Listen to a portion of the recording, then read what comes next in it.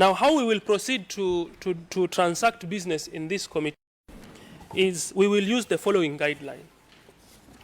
A letter was written by the clerk to the CEC in charge of Gender, Social Services, Youth and Sports, inviting an invitation to appear before the Committee on General Oversight.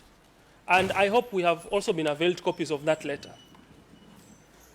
Just to confirm, if there is a member who doesn't have a copy, so that we avail it, so that as we move together.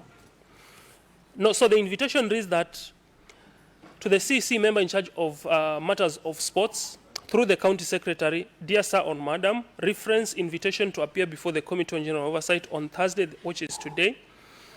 The above subject refers, as you may be aware, the County Assembly of Kilifi appropriated 35 million shillings for purchase of educational aids and related equipment under vote code 3111109 in the Kilifi County Supplementary Budget Financial Year 2022-2023, so as to equip sports teams in all 7 sub-counties within Kilifi County. Pursuant to Standing Order 42, a request to refer the matters raised in the question regarding the purchase of sports equipment under vote code that to the Committee on General Oversight established under Standing Order 153 was duly approved by the Speaker.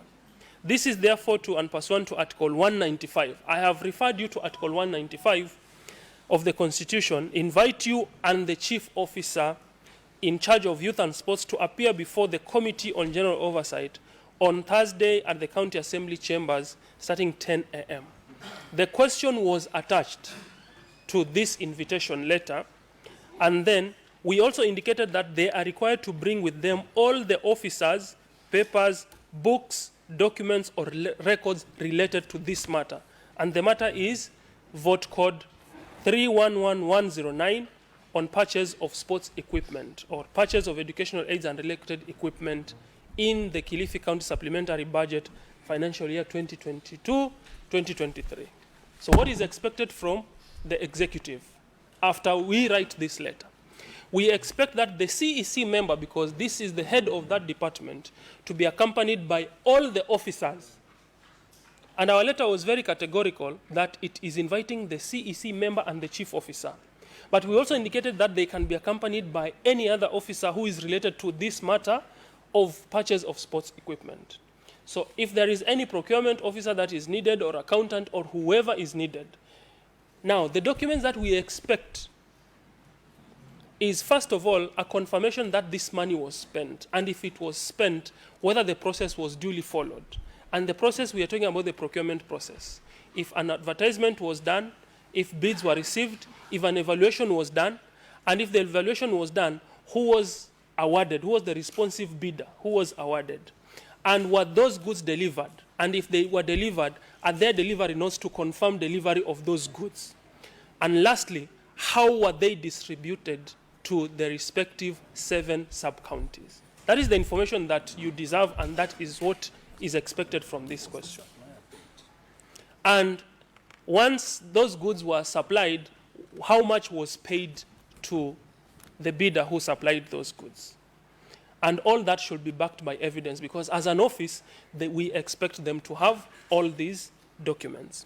So when the CEC member and whoever is accompanied, whoever accompanies the CEC member, because our letter has invited the CEC and the chief and then the others, we will only swear in the CEC member and the chief officer, so that whatever they submit before this committee is the truth and nothing but the truth. And remember, it is an offense to lie under oath. So after we swear them in, the chairperson will invite members to introduce themselves. And definitely the clerk will also introduce the secretariat.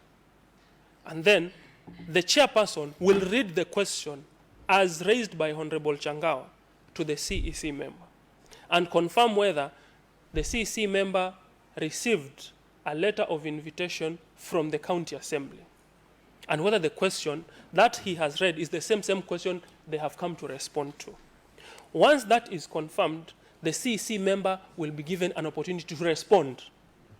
And as the CEC member is responding, any inconsistency that you feel it is there, you note it down, because there will be an opportunity for supplementary questions after the reaction of the one who sought the question.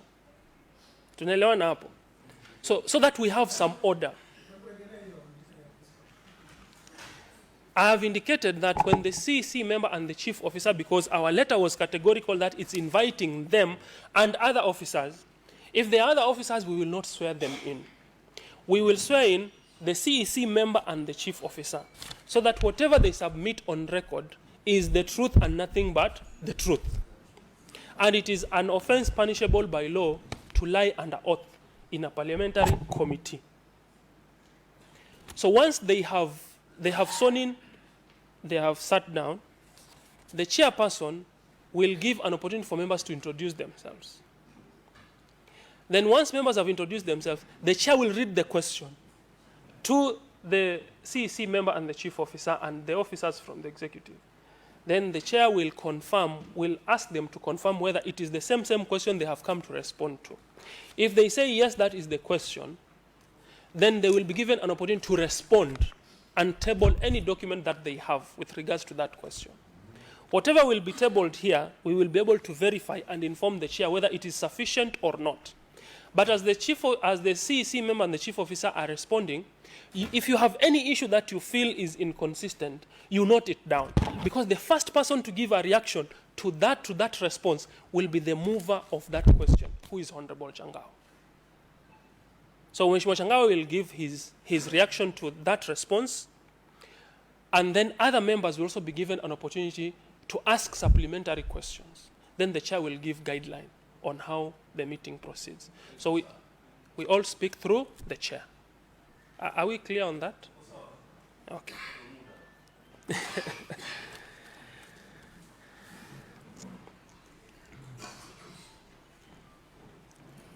Okay. So, Chair, I think that's the brief that we had to give the. Unless there is any question from a member or clarification, then I think we can be ready to proceed. And then, Sergeant, I don't know whether you have designated these two spots here. And if we have designated them here, I will request that the honorable members here, they can move to any other place even. Yes?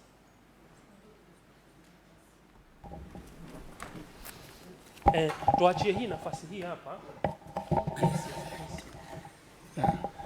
Yes. Asante Chair.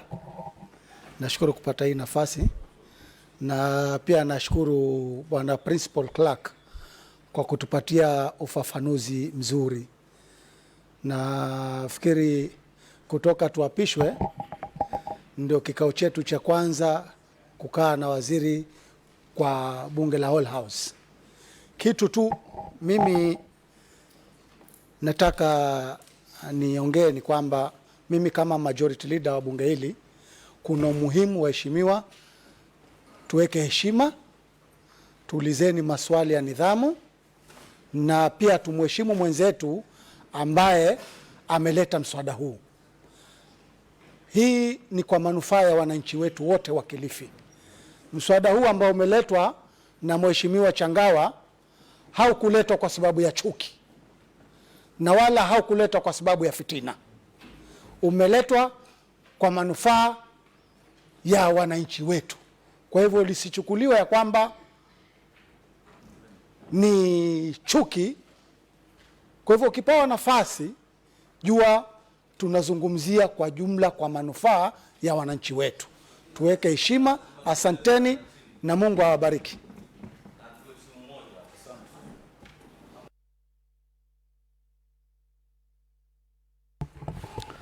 Kuna mwingine ambaye anachangizwa kabla hatujaita waziri?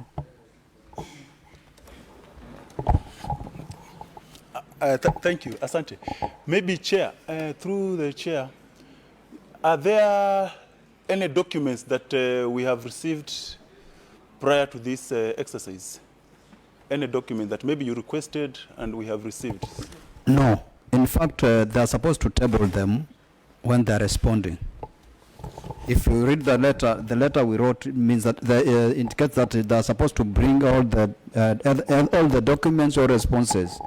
So they are at liberty to table oral and even written documents. and their responses. That's why when they table the documents, I'll ask the clerk to clarify whether those documents are sufficient and genuine before we proceed. Okay. Thank you.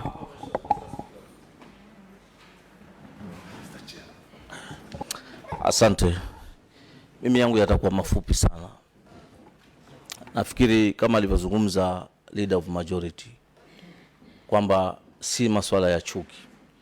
Ombi langu tucheze kama timu moja. Na kuomba ndugu speaker ambaye ndio chairman sahi hapa, tusiwe na muda wa kupoteza. Kwa sababu njia ya mtu muongo ni fupi. Yale maswali yakiulizwa mtu ameshindwa kujibu, tupewe nafasi to dismiss. Asante.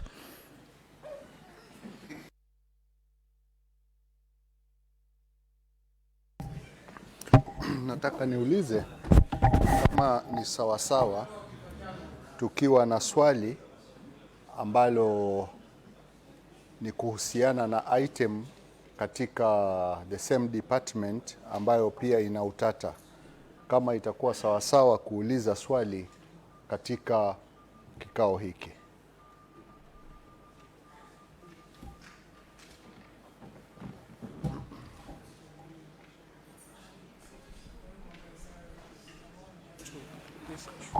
Okay, this is an invitation, and invitation normally has a clarity on what that person is supposed to respond to. So today, let's stick to what we have on the table, even though thereafter, after this, you can do follow-up, and in case they will not be responding, we can still invite them for the same for that question. But Bwana Speaker, it is a matter that is related to this. It's actually similar. Is it the same vote head? Well, it's when you say vote head, Okay, yeah, it is in the after same department. That is after we have exhausted this one. After is we have when you exhausted, then it can yes, come as yes, as an LB. please. Yes. Which will be taken up thereafter. Sorry? Which can be taken up thereafter. Okay. You will ask it as an LB, that is. Sawa. That is in order. See, another photo. Yeah.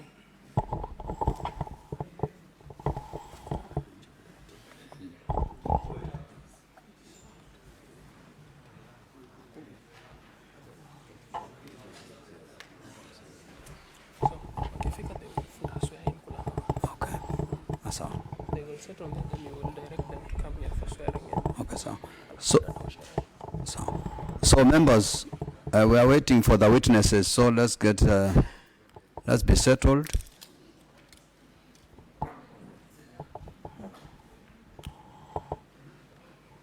So that we can follow the right procedure and save time.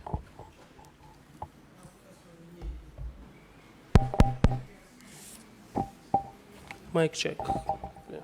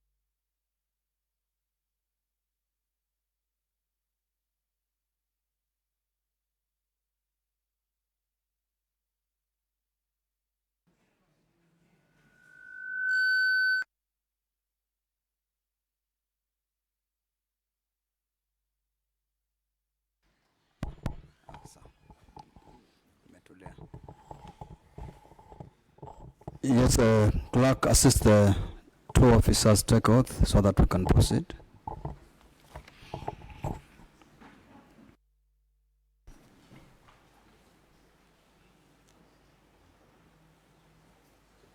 So you'll take the Bible, you raise it on your right, and then you'll read through this. I, Ruth Damamasha, Yes.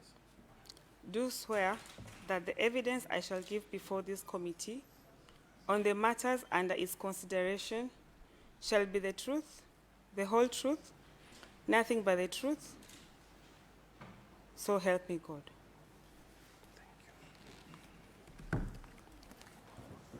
Yes, the other officer.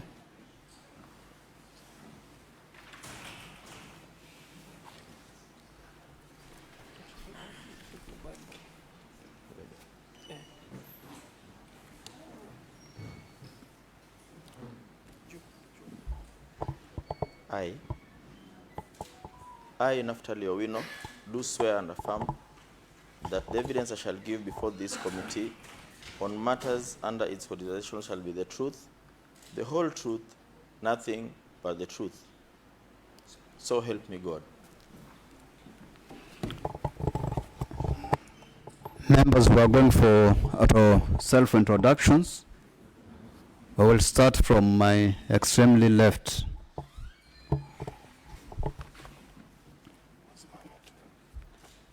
Just raise an equal number 3. Number 2. No, answer. Good morning. I'm Thomas Chengo, Minority Leader. Thank you. Good morning, everyone. My name's Honorable Peter Safari Shehe Jarabuni.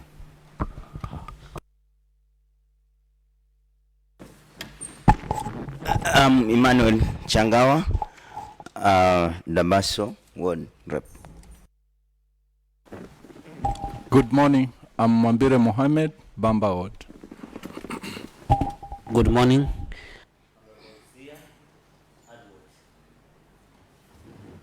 Good morning, Honorable Munyoki, Special. Good morning, Honorable Mariam, Special Elect.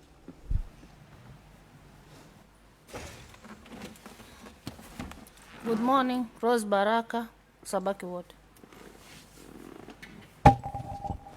Humphrey Mkadi, Marakaya Ward. Paul Charo, Magarin Ward. Ronald Kazungu Mbura, Chasimba Ward.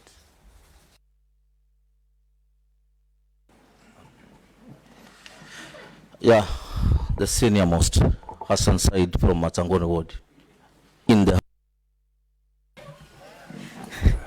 Agnes Sidi, Kayafungo Ward. Faith Jen Care, Special Elect.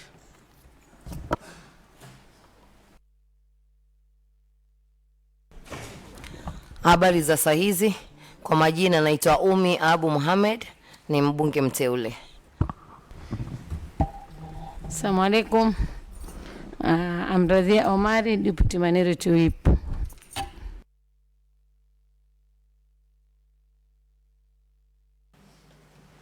Felista Meso, Special Elect. Lilian Vicendera, Special Elect. Good morning. Tatu Salim Hamis, Special Elect. Honorable Emmanuel Karisa Baya, representing Marafa Ward and Chair Budget.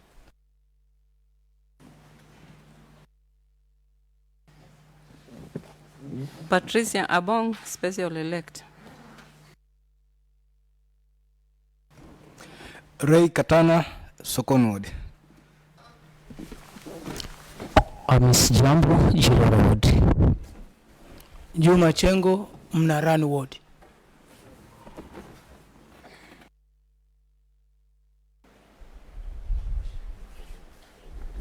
Morris Nzano, Kakuyuni Ward.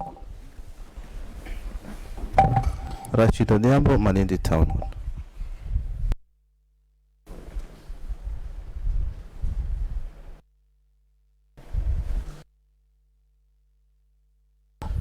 Edward Zero, Mwanamwinga Ward. Benson Karisangrani, Ganze Ward.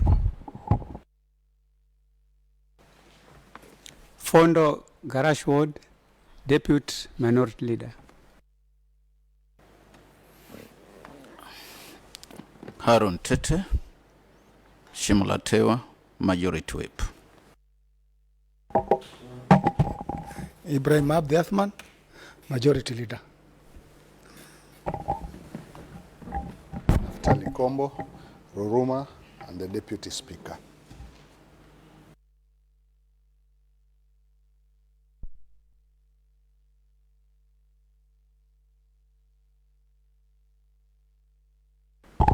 My name is William Katana, Principal Clerk.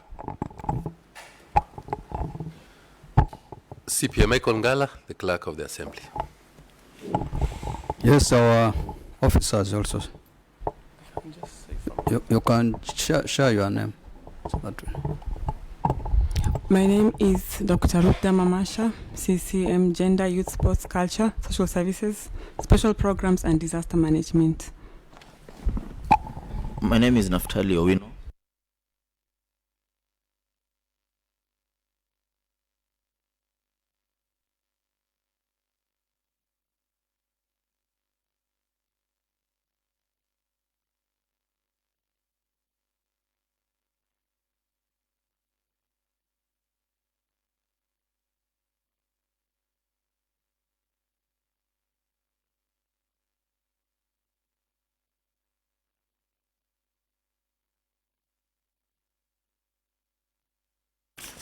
Yes, this is the question still.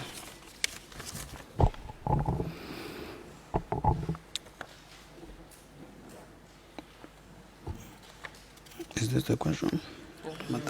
Yes. As you may be aware, the County Assembly of Kilifi appropriated 35 million for the purchase of educational aids and related equipment under the vote head 3111-109 in the Kilifi County Supplementary Budget of Financial Year 2022-2023, so as to equip sports teams in all 7 sub-counties within the Kilifi County.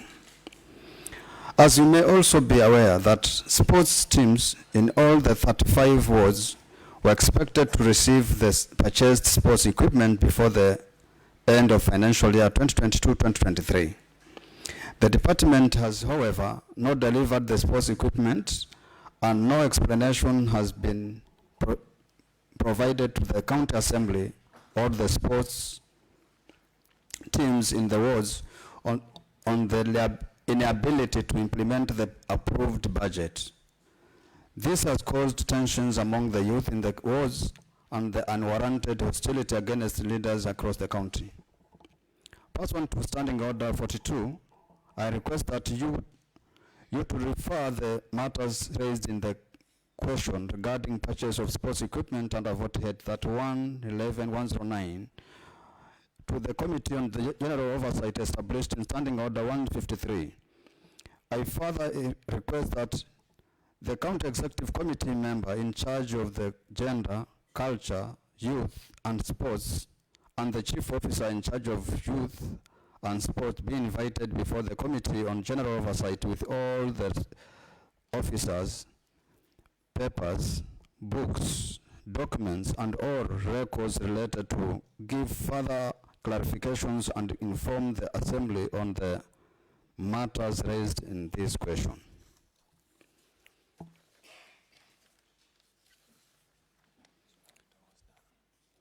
And a letter to that effect was done.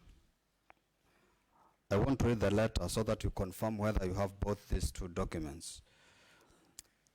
The reference is invitation to appear before the Committee on General Oversight on Thursday, 23rd day of November 2023. The above subject refers.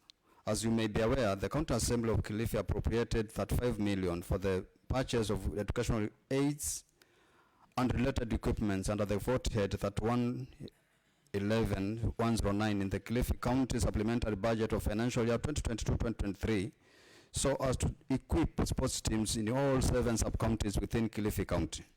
Pursuant to Standing Order 42, a request to to refer the matter raised in the question regarding the purchase of sports equipment under vote head 31-11-109 to the Committee on the General Oversight established in Standing Order 153 was duly approved by the Speaker. This is therefore to, and pursuant to Article 195 of the Constitution of Kenya 2010, invite you and the officer and the Chief Officer in charge of youth and sports to appear before the Committee on General Oversight on Thursday, 23rd day of November 2023 at the County Assembly Chambers starting from 10 a.m. The question referring this matter to the Committee on General Oversight is hereby attached to the for ease of reference. Kindly note that you will be required to bring with you all the officers, papers, books, documents, and all records related to this matter. Did you receive the question and the letter I've just read? Yes, I did. Okay, thank you very much. Okay, you are now at liberty to give the responses as required from where you sit, where you have seated. I think it will be much better than moving to the. Okay. And in case there's any document, as per the last part of this letter, the invitation letter, this is the right time you can share before you make your submissions. Share to the clerk of the committee, please.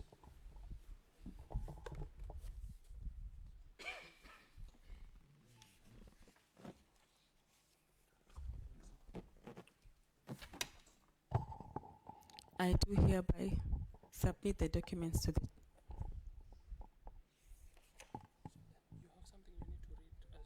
You can give us about 2 minutes or so for the clerk to go through the documents before you proceed, if possible.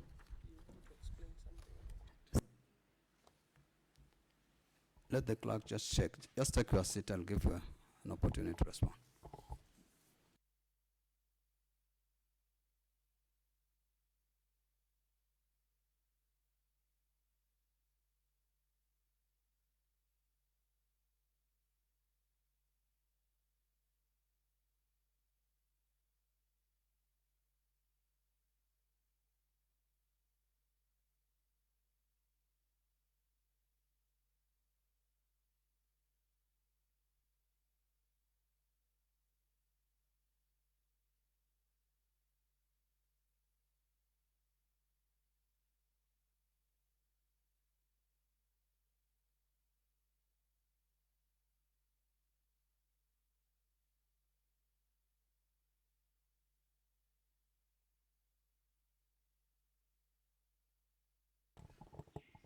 Okay, you can proceed to respond as we are going through the documentation.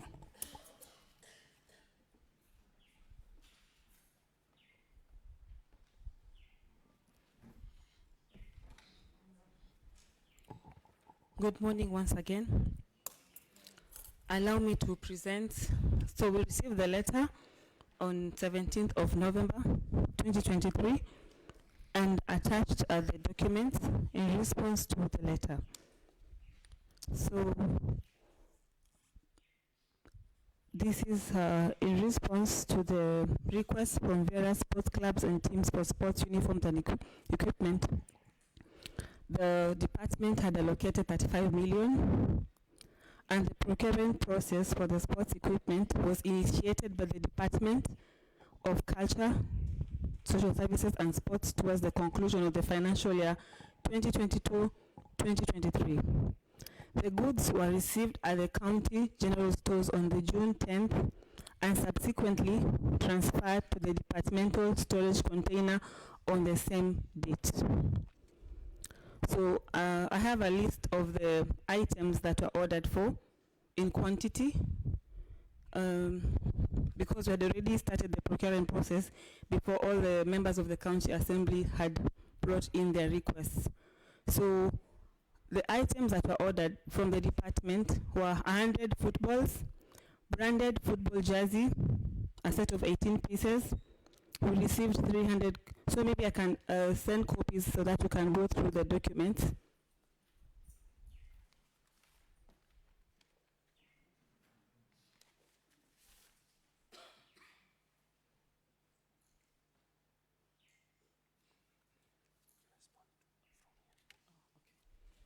So the items that were ordered for, the items that were supplied to the various county sports teams,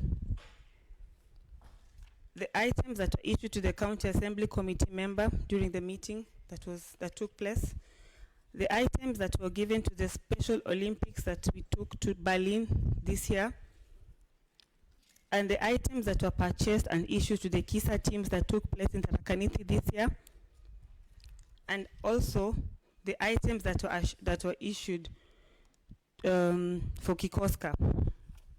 So in that list, we have the quantities, the unit cost, the total cost, the teams issued, and the balance in the store.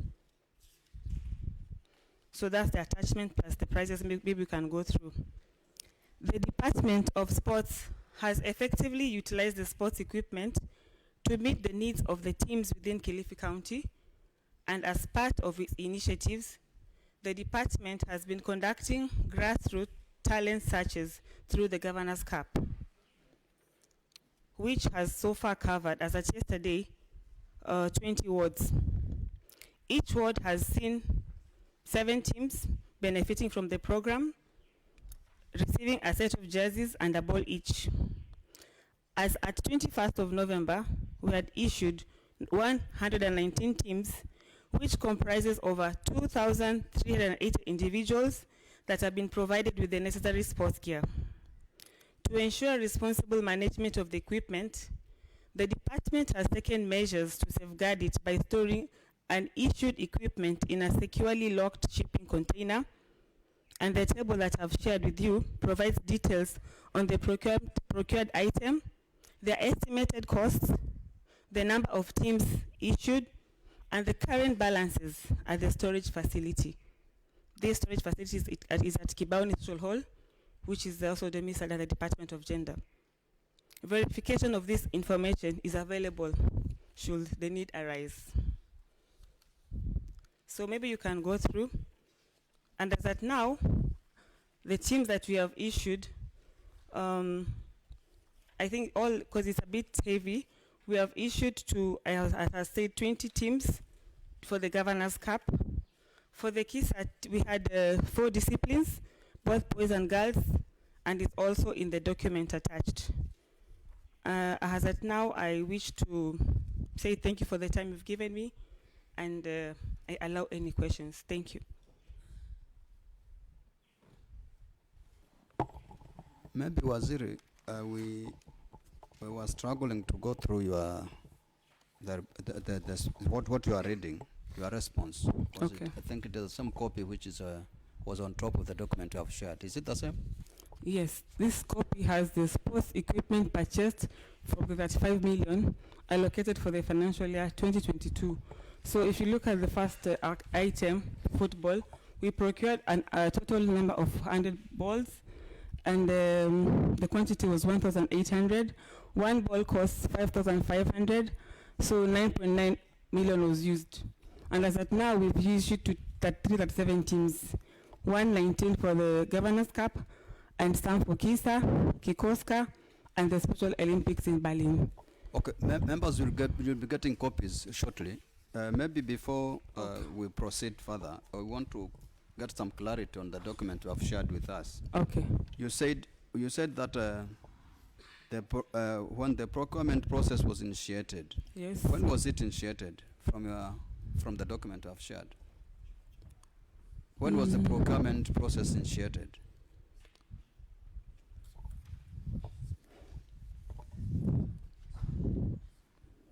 Okay, I'm not alone. I'm with Chief Naftali. Maybe he can take us through that question. Thank you. Yes, Chief. When was the procurement process initiated? Thank you, Chair. From the document, the procurement process of the sports equipment was initiated by the Department of Gender, Culture, Social Services and Sports towards the conclusion of the financial year 2022-2023. When? Towards the end. Towards the end? Yes. So you don't remember the date or the month? Yes, because that is from our submission. Okay, maybe if I make further inquiry on the same, Have you shared the, do you have a copy of the advert? Opening minutes, evaluation report, an award letter, delivery notes, invoice and payment debt? Because I think you were sharing the distribution of sports items, how you distributed them, but have you shared this information so that at least we can get clarity on? Do you have those documents? Thank you, Chair. The documents we have submitted to you are regarding specifically to goods or requested, received, and how they have been distributed and the balances as at now. Anything accounting to procurement process, I was not part of, and I don't have its information. That I may have to clear, and it was not specifically put in that letter like you are reading it now. Thank you. Who has that information from the department?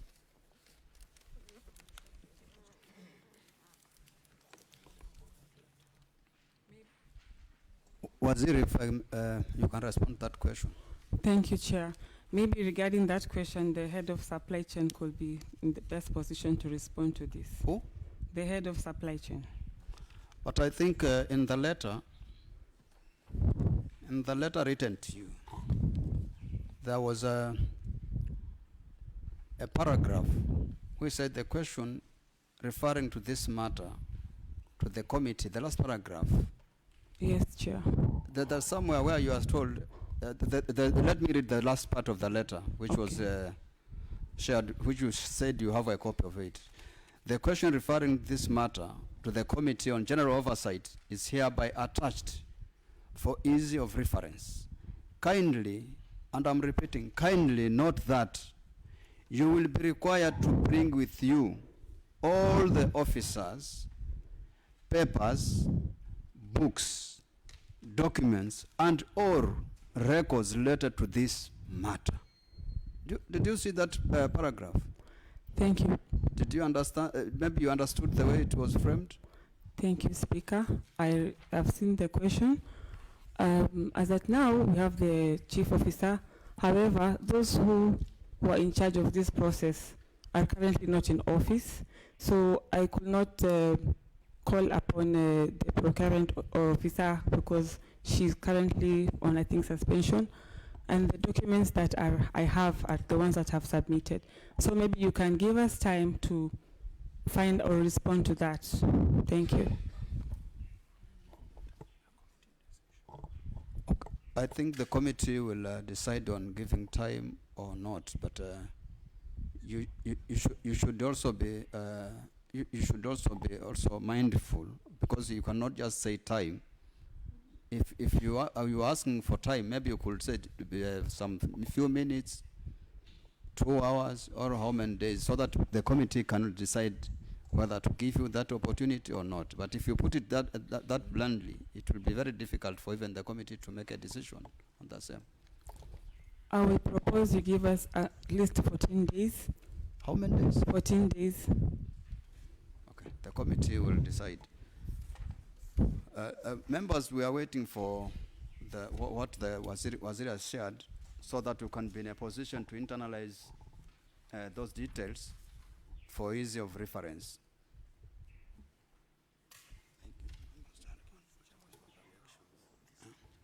Yes.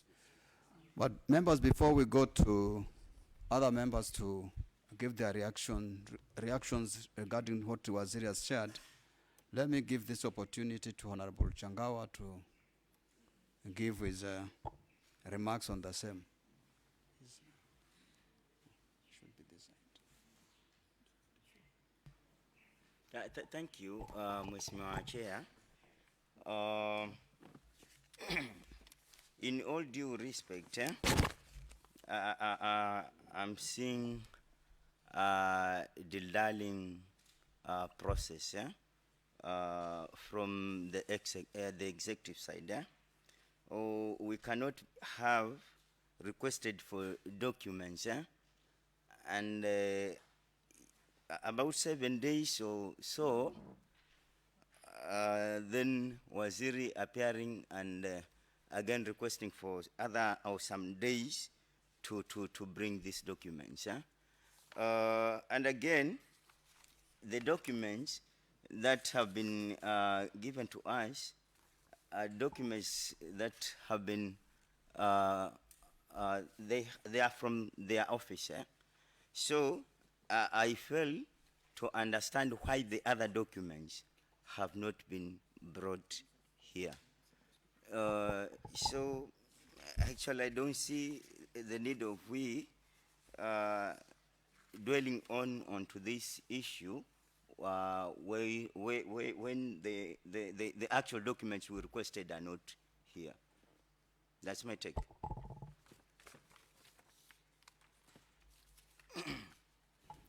Honorable Hassan.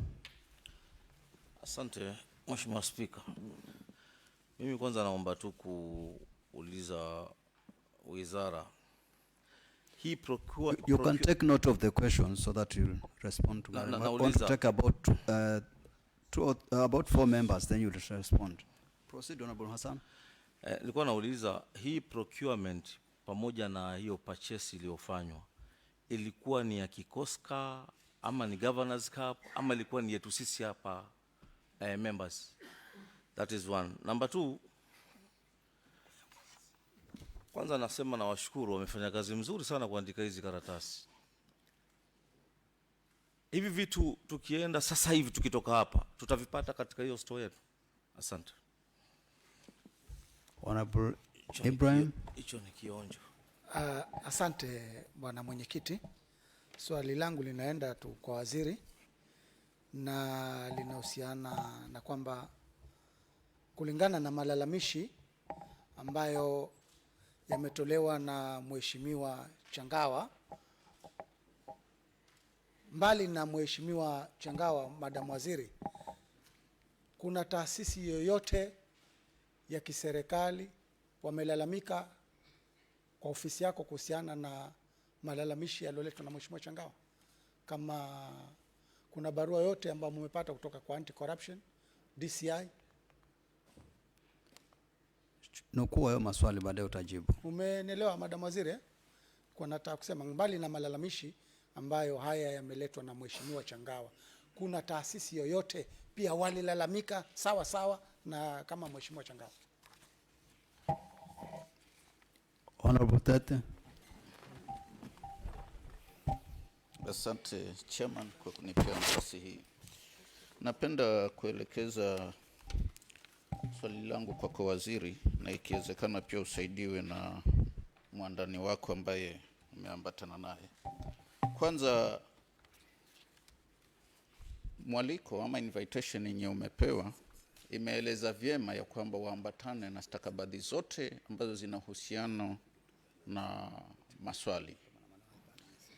Pili, ninashangaa kwamba waziri pamoja na chifu wako ombi ambalo liko kwenye barua hamjalitekeleza.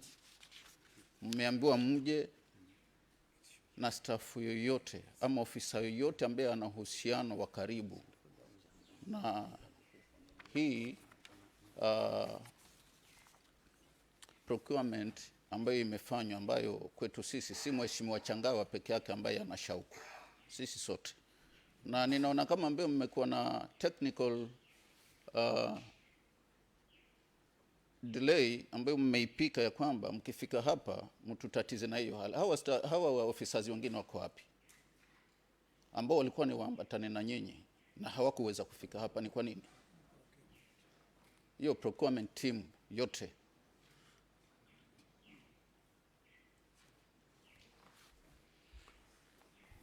Honorable Minority. Thank you, Chair.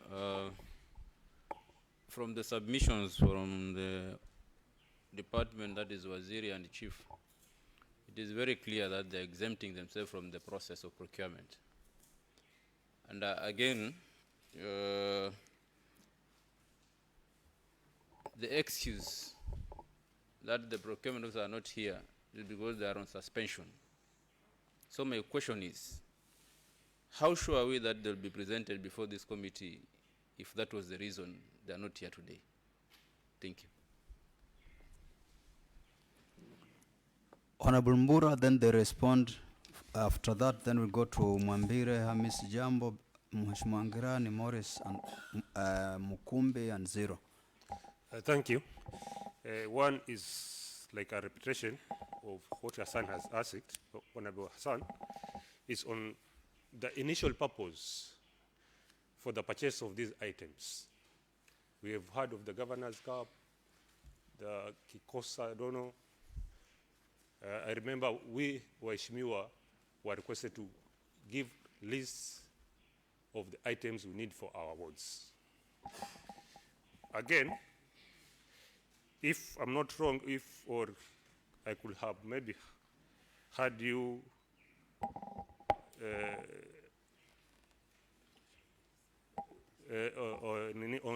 not on the right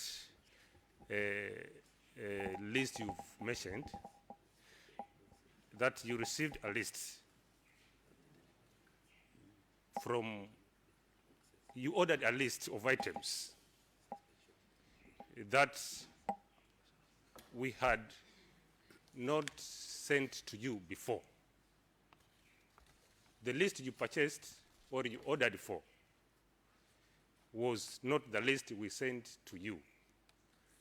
It was sent early before we sent our list. Could you please make it very clear what guided you to do that order and what was the purpose of us sending to you the list? Thank you.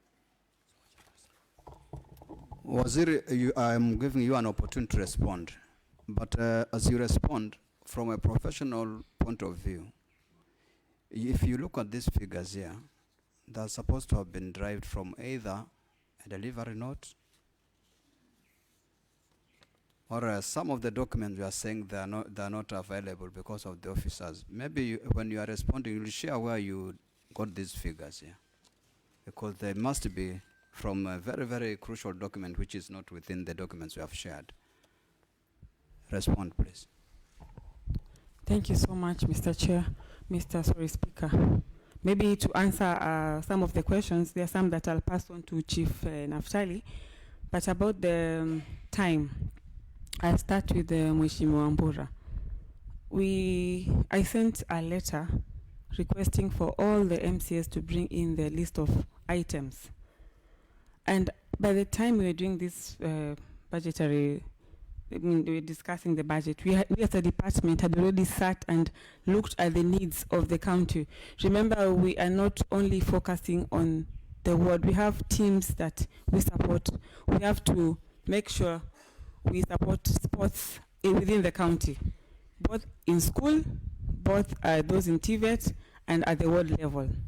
So when these forms took long to come, I think only 4 or 5 MCAs came to my office to bring those requests. Some were being sent to Chief Naf, some to Director Kirimi, some were sent through the chair, our chair of the committee. So maybe I should apologize for that. However, we realized whatever was in store or those requests were also guided by what we had already allocated and planned as a department. And to answer you further, these items are not only for Kikoska. We have various teams. You have KISA, and I think as at now, you can all feel what the sports department has done within the county, not only for Kikoska, but KISA, but all the other various disciplines that we support. And moving forward, maybe in future, we should bring those, we should give timelines of when to receive those requests. And for the Governor's Cup, to answer you, the budget was domiciled within the executive. So, and these teams that you're supporting, these are the same teams that you, members of the County Assembly, are supporting. I don't think we've ever sat down and financed or kitted a team that the MCA is not aware about. If so, maybe I should be informed or guided after this meeting. But as at now, we said, at the ward level, the MCA is the patron of the ward team for the Governor's Cup. He is the patron, is the one to tell us and guide us which teams has he been piloting or championing, so that you become the patron. So I think, and as that now, each team that we've been supporting has received and they keep those uniforms. They don't come back to the department.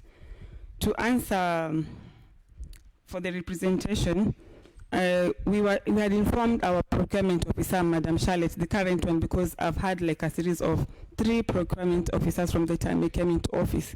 We had Madam Priscilla Monga, who was sent on suspension, and in place was Charlotte Chimera was brought. I informed her of this letter, and as at now, she's in the hospital, she's seeing a dentist, and that's why she's not present, but she's aware of what is happening today.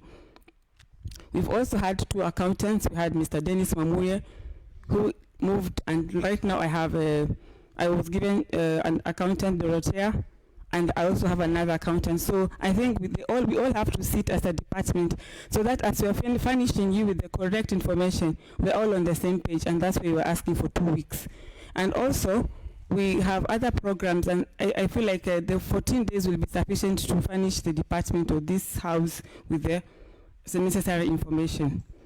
And on matters allocation of, I think I've answered that. The teams are for all the teams within the county. And tunomba msamaha kwa Mheshimiwa Tete that tumechelewa. It wasn't deliberate. Maybe if the letter had specified, we want the procurement, we want the vote books, we want this and this, then we'll have been guided. But the letter, as at now, I feel like it's just a bit vague. So we really want more time so that we can give you a whole document, and we won't shy away from coming to the department and also to this house and clarify. Otherwise, I'm so grateful. Thank you so much for that time. For the other questions, maybe Waziri, you can check the letter, the last statement, the last paragraph. Just read it and internalize. Just read the last paragraph. I might be reading it in another language. Maybe the accent is not the same as the letter. No. The invitation letter. Okay. The last paragraph of the invitation. Read. The last paragraph said or asks the question referring this matter to the Committee on General Oversight is hereby attached for ease of reference. Is that the question? No, the last paragraph. Okay, fine. Kindly note that you will be required to bring with you all the officers. I'm sorry, I only came with Chief Naftali. Just proceed. Papers, books, documents, and or records related to this matter. And that's why I said we apologize. Was that vague? No, I'm not saying it's vague or fake. No, for us, okay, I'm sorry on that. But for the officers, I withdraw that statement. Okay, Changa, I'm sorry. Mheshimiwa, I withdraw that statement. Maybe on my part, I would really appreciate if it was the chief officer, the procurement, the accountant. But I think you, when you are taking an oath, you said that you are a doctor, which means that you must be professionally. Yes, sir. And even when you are vetted, and the assembly approved that you are very suitable because they know you know all the professional language and even practices. So I think the letter was written in a very professional way, that it didn't require any CBC analog. No, in implying what you are saying. Because we could even have ended up talking about even cooks, cleaners. I'm sorry, and I withdraw the statement, Mr. Speaker. Okay, maybe if I ask you before you even hand over to the chief. Yes. Where did you generate the requisition of all these items you have highlighted here? Because when you are responding, you said that only about 3 or 4 MCAs brought their requisition. And even before you go to the procurement department, you must be having a requisition. Where did you generate that requisition, and where is it? Or is it what we are seeing here as the requisition? So in the file, I've attached some of the requests the MCAs brought forward, but on the requisitions, maybe Chief Naftali can guide me or help me on that. Okay, let's hand it over to Chief, and he'll respond to the other questions. Thank you very much, Chair, and apologies to any offended member of the House on behalf of my able CC member. Mr. Speaker, sir, I don't want us to look like we are evading anything from this. I'm here as a chair. When I'm speaker, I sit on the other side. So chair and Yes. or speaker, I want to be clear that we are not here to waste the honorable member's time or to try and evade questions. We have taken oath that we'll answer what we know, and what we don't know we'll seek time. This is a government that has people employed, and when we prepare up to where we have, then we are only able to give what we have so that we save the honorable member's time. So number one, I will go straight to the question of, I will answer the question of Honorable Ibrahim Matumbo. We have no any It's complaint. Abraham Abd Atman. When he's campaigning, he can use the other names. But in record, Ibrahim Abd Atman. So MCA Watamu ward, because the name might challenge my tongue, is requesting to know if we have any other letter requesting us of this kind of questions, and the answer is no. We don't have any complaint or any other kind of thing. Now coming back to the letter that we received from CPA Michael Bingala, I appreciate the last statement. The question referring to this matter, the Committee on General Oversight here attached of ease of reference. Kindly note that you will be required to bring with you all the officers, papers, books, documents, and records related to this matter. I appreciate that. But I'm looking at the body of this document, and the purpose of this letter is clear, that as you may also be aware that the sports teams in all the 35 wards were expected to receive purchased sports equipment before the end of the financial year 2022-2023. This is the body of this letter from my understanding, and also the one of CEC, that the department has, however, not delivered the sports kits, equipment, and no explanation has been provided to the county assembly. This is purposefully the reason why, personally, I availed myself to come and say, where are these goods, who have they gone to, and if they're remaining where and how much. That is the information I have. But anything regarding process of the purchase, the procurement process, then I have to be clear that I was not the accounting officer at that time. And so those people can be traced, and they can come and say where they have gotten them. From this one, then I can be able to be put to an account to answer with all the due respect. But You are not the accounting officer? yes, at that time, particular time. And so Who is the accounting officer? Or who was the accounting officer? Yeah, we have had reshuffles, and that is executive since the time we came. You remember we share, had... Share clearly, because we have taken a note so that we know That's who what I'm was saying. the accounting officer. That's what I'm because saying. you must know, you were in that docket. We had a centralized system of working procurement methods. So who was the accounting officer of that department? The chief officer finance then was the accounting officer? Yes, for all the departments, I suppose. And so that means when we are going to now the procurement process, then they have to maybe be part of this, what we are asking. And specifically from this letter, it's about the equipment and why they have not gone to the wards and how much. So if you ask me where I've gotten the report for the goods, I was handed over the goods that were procured and delivered. So then I start now taking account from what did I receive, where did I keep them, Did you get a copy of the delivery note? Yes, through my my directors, okay, what they have received, and that is what has informed that document. You asked us where we got that information. Yes, because it doesn't have even a date. That's why. Yeah, that's what I'm asking. I'm saying. Because the moment it does not have even a date. Do you know that the first question I asked you, when did you initiate the procurement process? I wanted to know because I wanted to trace the date. That's why Mr. Chair, with all the due respect, I'm saying if we are interrogating the procurement process, then that is a whole affair that I was not privy to as at now. Okay, if I'm given maybe time, I ask you a very simple question. In your department, Waziri, just for a minute, Waziri, have you been sharing quarterly reports for your department with the committee, responsible committee in the assembly?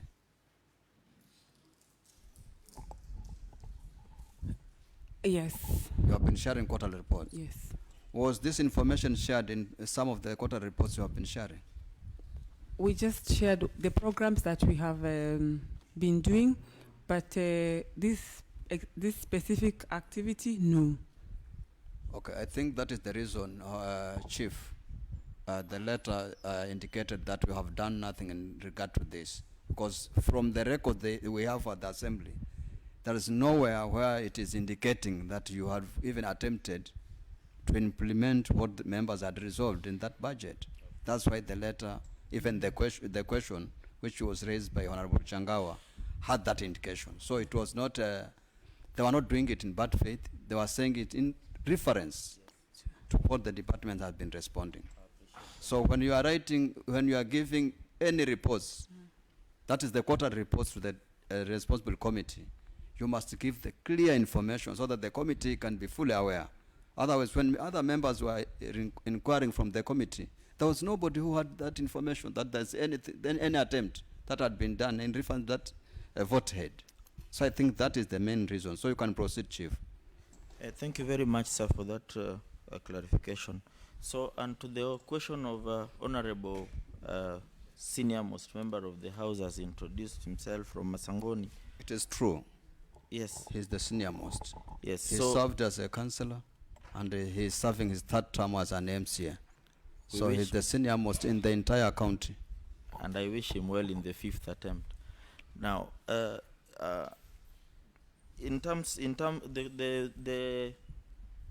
items were not brought for Kikoska, but Kikoska is part of sports activities in the county, which is domiciled in the department. It's a departmental activity, from funding to facilitation.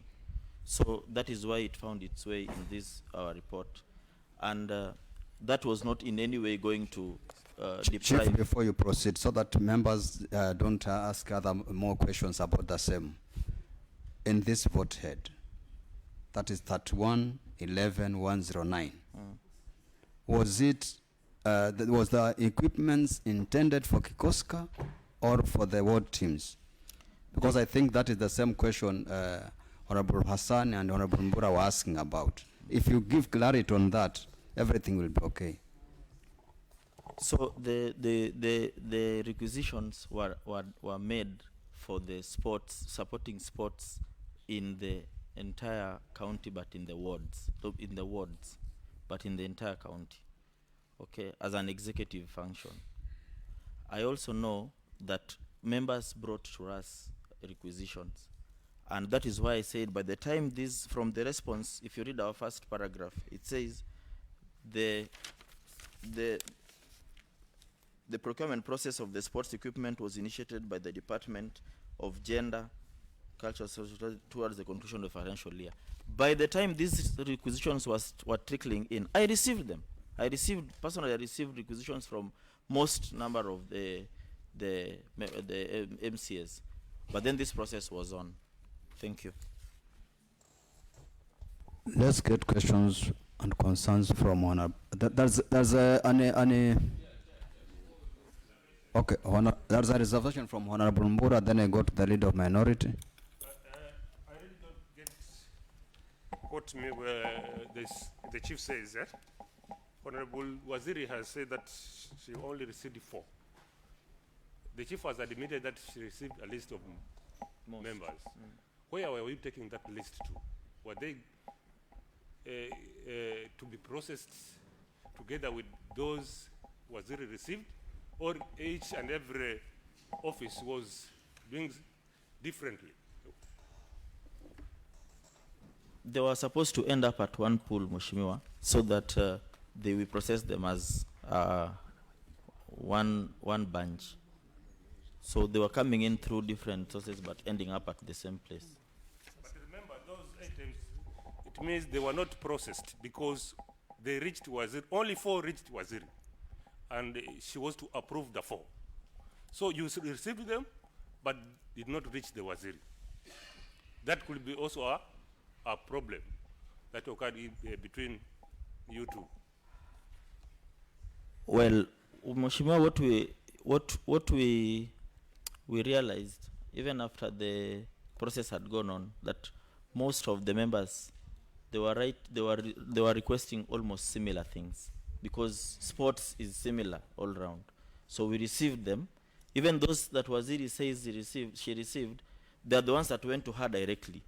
But all in all, they ended up to my desk and to the directors. And then the question was, we have since requested this, and so they will be part of that consignment.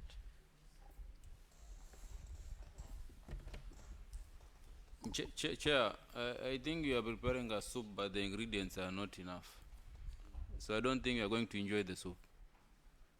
I posed a question here, because you had read a very good concern. And the response was that the responsible officers are on suspension. Again, during the submission of the chief officer now, he also alludes that the accounting officer then is the chief officer finance.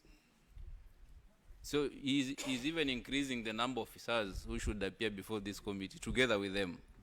Going back to that very, very last paragraph, whereby we had asked of all the officers who are responsible in the whole process. Again, Chair, as long as we may say the procurement is not in the department per se, but the initiation starts from the department. That's what I'm informed. So, Chair, what I'm requesting now, whether decide that all these officers appear before this committee together with the department, or we proceed with the two minus the information that we want that is alluded to be domiciled in other departments. That is my concern, Chair. Thank you very much for your genuine concern, Honorable Tom. In fact, there's a number of issues that we have been trying to look at. For instance, when they said that, I asked them a very simple question about when was the procurement process initiated. And the chief was unable to give the date. I asked another question about if they don't have delivery note, they don't know anything about the procurement. They did not even see the advert, the opening minutes, they don't have. I wanted to know where they got this information. They are saying they saw it somewhere, but for heaven's sake, members, if we were to consider this one as a genuine document, it was supposed to have signed and have a date. It has only a rubber stamp, which does not have a date. It was not signed. Even auditors cannot accept such a document.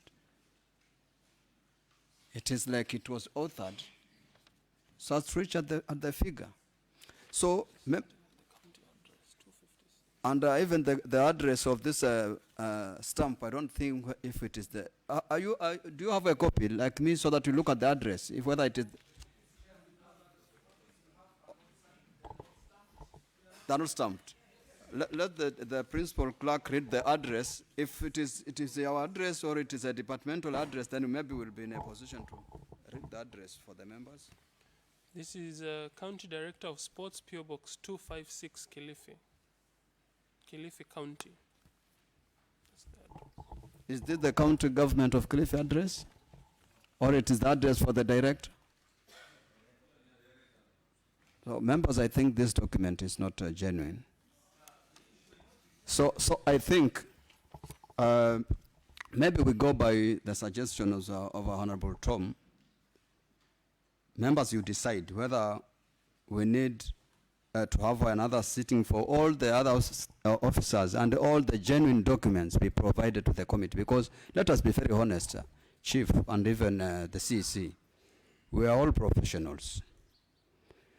This document can have been authored to suit the times, but it cannot be genuine from the county government. Two, even if the officers who are on suspension or they are on leave, the office is in existence. In fact, one of our officers was seconded there to make sure that there's no vacancy in that office. That means all the documents are available. Second, if the department is unaware of what transpired in the procurement process, there is no way a procurement officer or the accounting officer could have come up with a request. I'm glad you have shared some of the requests from the honorable members, but you have informed the committee that a number of honorable members did not share their requests.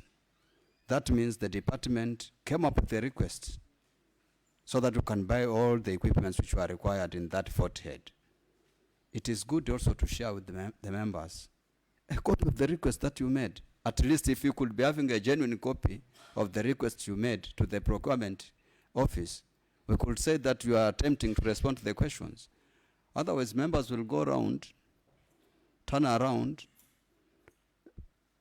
go forward, go backward, sideways, will jump and come down, but will not go anywhere, from what I'm seeing here, members.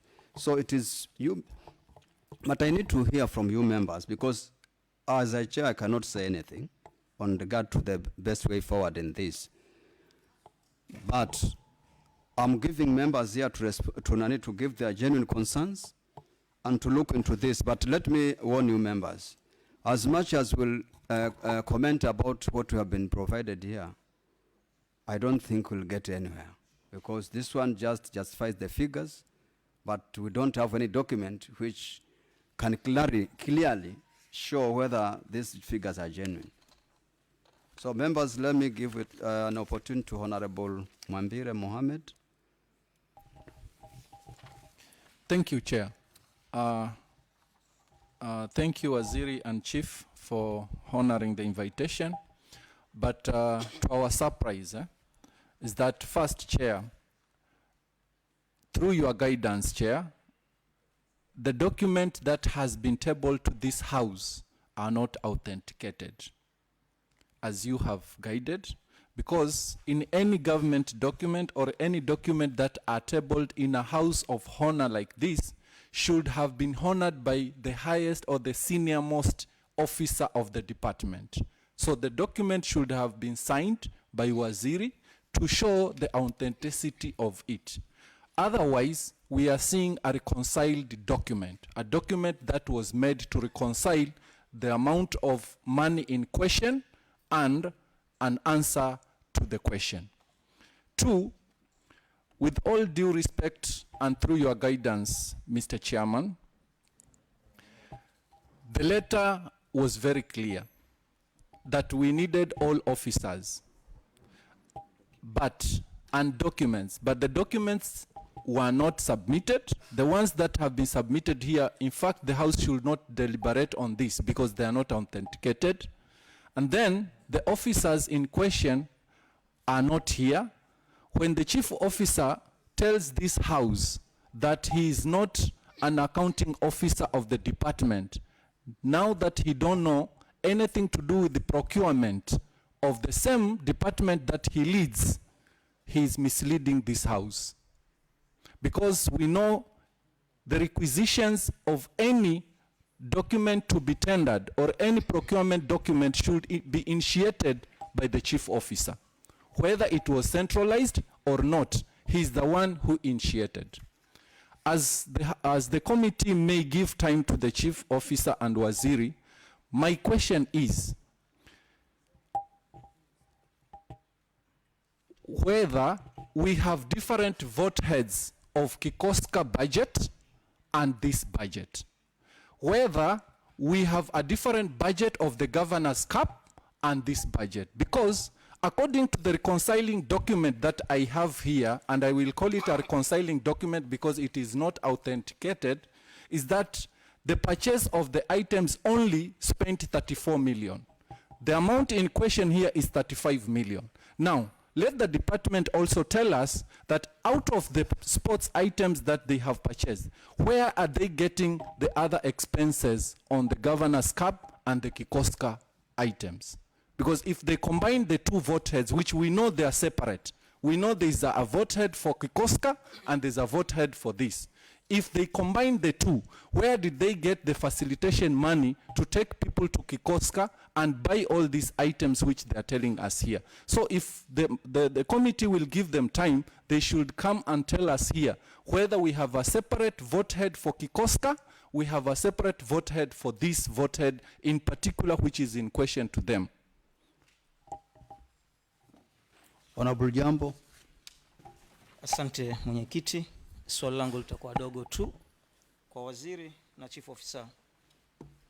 Katika hizi makaratasi ulizotusambazia hapa, sijui ni mbinu gani ulitumia mpaka ukakuja na hii quantity iko hapa 1800, 300, hizi vitu kulingana zote. Ziliwekwa kulingana na mahitaji ya wana Kilifi ama ziliwekwa kwa sababu ya hesabu bandiko kwa sababu hesabu iambatane? Honorable Ngirani. Thank you, Chair. Let me also join my colleagues that the document before us is not authentic. Number one, Waziri and Chief Officer, as you bring the authentic document of the list of the purchased items, would also like to receive the authentic document, the list of all the beneficiaries. This team received this team received this. That is number one. Number two, with me, I have a copy of a report of the county budget appropriation committee on consideration of the Kilifi County supplementary budget estimates number 1 for the year 2022 or for the year ending 30th June 2023. Now, the recommendation signed by this is authentic because it was signed by the chair, budget committee, Honorable Emmanuel Bayer, also the MCA for Marafa. They did recommendations. And I'll read recommendation number 6. That the allocation of 25 million for the purchase of sports kits under Youth Affairs and Sports unit be enhanced to 35 million and distributed equally. And let's underline the word equally. And also put it in bold, equally, among the 35 wards. Now my question is, were all these items distributed equally? Because that was the recommendation from the budget committee. Another question, maybe from Honorable Mwambire, just a follow-up, maybe to confirm whether the budget for Kikoska and for the Berlin sport was also under this vote or it was separate. Then maybe a question to the Waziri and the Chief Officer. Be on record. Were you aware or you were not aware of the procurement process? Another question, you told us that 4 MCAs brought a list for the list of these sport equipments. Now my question is, if you received that, and because you asked for that request, did they receive what they requested? And if they didn't, then why was it a must for us to bring the list? Maybe as an advice or to the Chief Officer and Waziri, don't be so strained to fear. You are before this house, and this house is for oversight role. So don't be afraid on taking out the cat out of the jerrycan. Call a spade a spade. If somebody took the money, just say it. So and so took the money. Maybe you will end yourself all these troubles. Thank you. There's an intervention from Honorable Changawa. Mheshimiwa Chair, nafikiri kila mmoja angetaka sana kuongea, lakini nafikiri tungekubaliana ya kwamba yale ambayo tunayaongea ni yale ambayo sasa tungekuja kuyaongea hawa wengine ambao hawako, na hizi documents ziwe zimeletwa. Sasa naona huu mkutano utakuwa mara mbili. Sasa hizi tunauendeleza, alafu tena baadaye tusubiri wengine waletwe na tukuje tuanze mkutano mwingine. So sijui which direction should we take? Okay. Maybe for clarity, because members, you might find that we are looking at figures here, and sometimes these figures can be betraying. Waziri, from the document, we are telling you that it appears as if it is not genuine. Members, just look at that document. You can take that document. I want to ask a very simple question, very simple mathematics. Does quantity, unit cost, the item, we have item, quantity, unit cost, total cost, issued to teams, and balance. You are seeing that that column. Let's look at the first one, footballs. The quantity are 1,800. The items issued are how many? Balance are how many?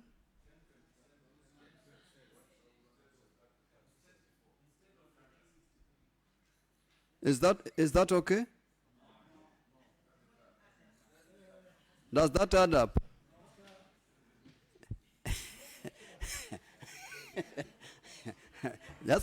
No, I want members to look at those figures. Just looking at the figures. The first one, the first line. Does that add up?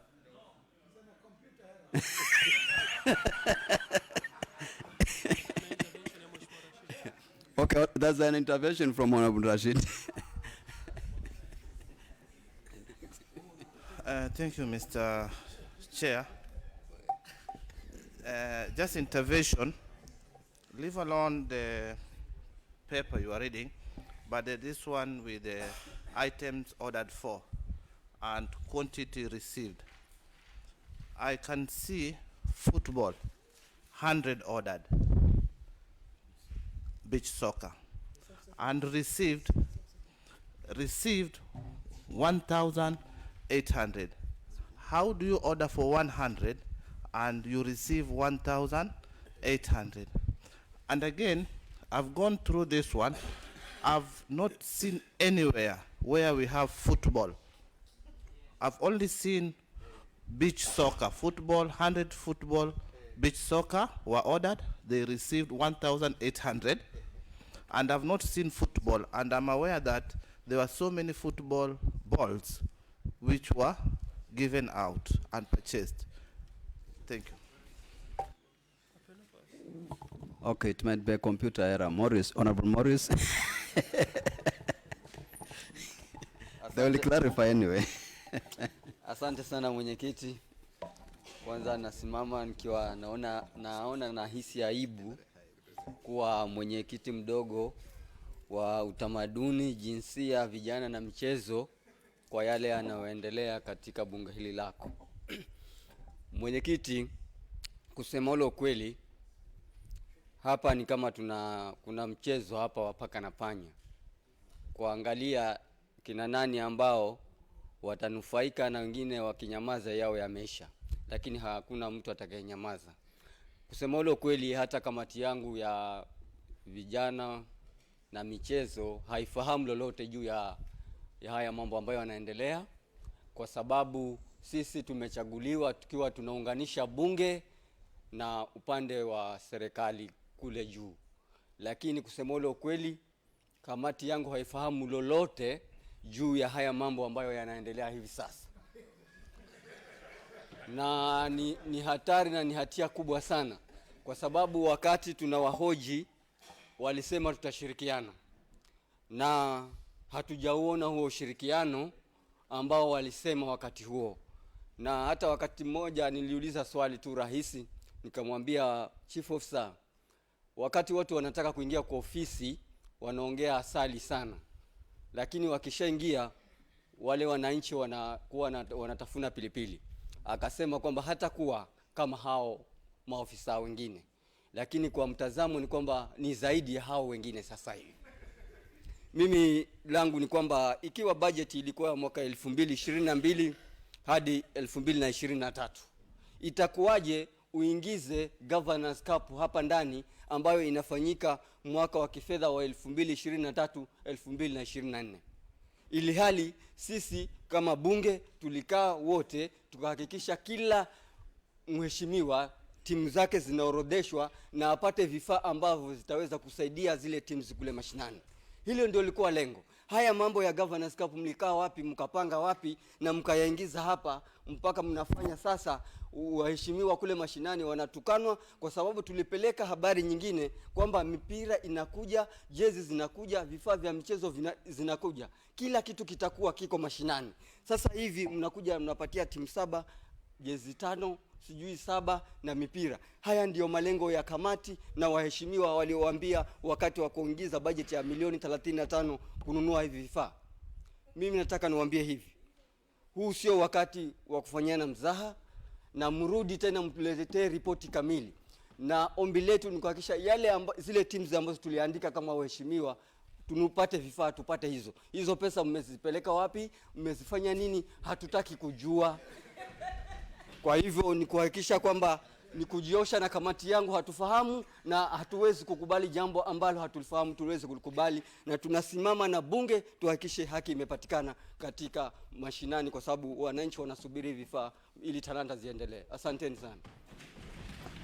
Okay, members, before I give another, there's an intervention from Honorable Ibrahim Abdathman. But before I give you an opportunity, look at, okay.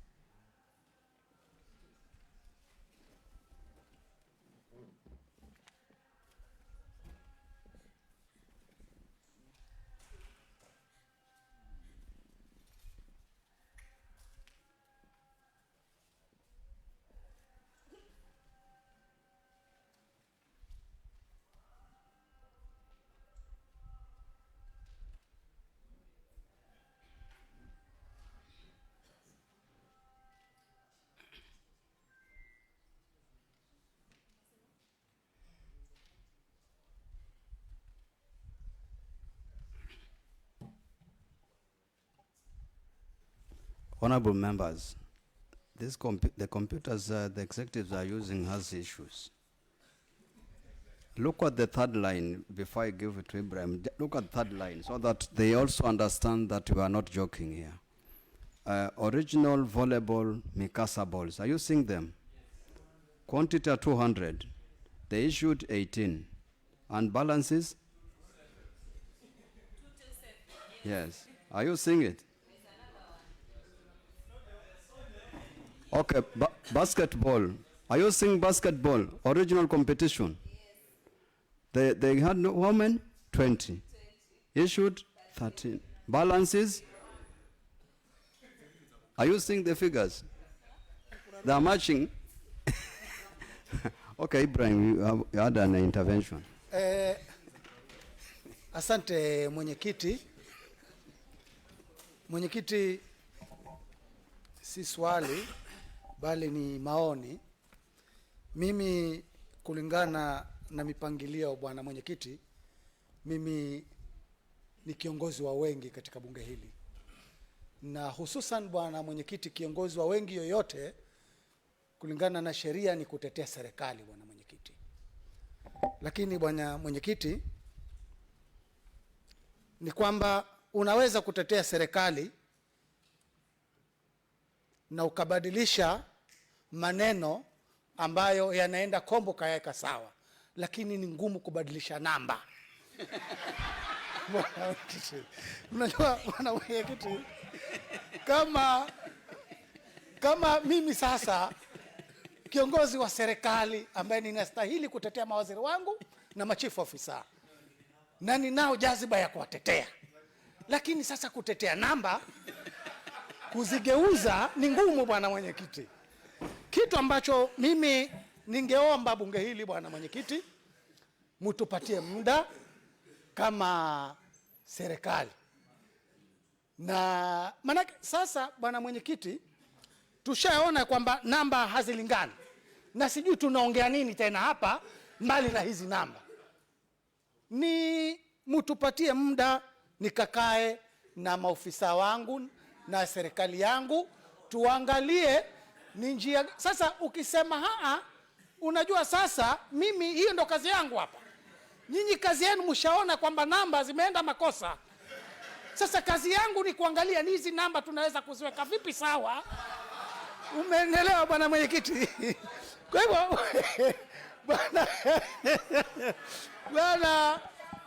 bwana unajua si kwamba unasema si sawa. Hapa kuna wakati unapa yale ambayo ninayaongea mimi, na wewe upawe nafasi unijibu yale ambayo mimi nimeongea. Lakini sasa tukipigana na tumeanza vizuri bwana mwenyekiti nafikiri hapa. Na mimi ninaongea kitu ambacho ni fact. Na sikusema ya kwamba na lazima waheshimiwa bwana mwenyekiti wanielewe, waheshimiwa wenzangu, ya kwamba tumeona mimi hili ni jukumu langu bwana mwenyekiti ya kutetea serikali. Unaona, ndio nikasema siwezi kutetea serikali kwa namba.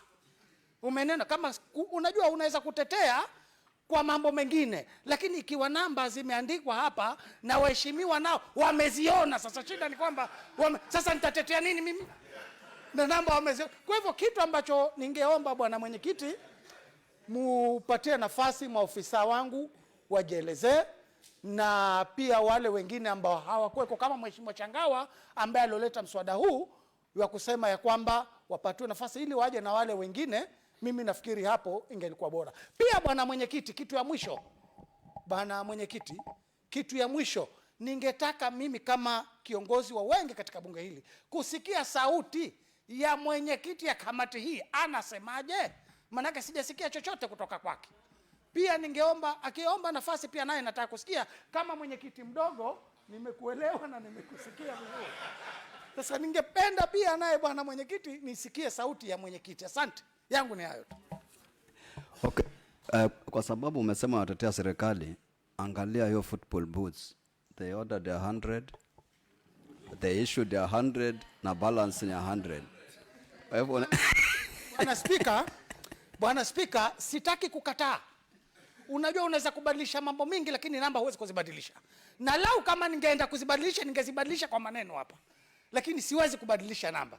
Kwa hivyo ninaomba bwana mwenyekiti mwapatie nafasi maofisa wangu ili wapate muda waende wakatayarishe makaratasi ambayo wamebakia wakuje pia na wale maofisa wengine. Asante bwana mwenyekiti. Okay, members will decide that this is a committee, so allow me to give an opportunity to Honorable Mkumbi. I want these members to just respond. I'll give you an opportunity. Nitakupa nafasi Changawa, hata usijali. Ngoja niongee pia.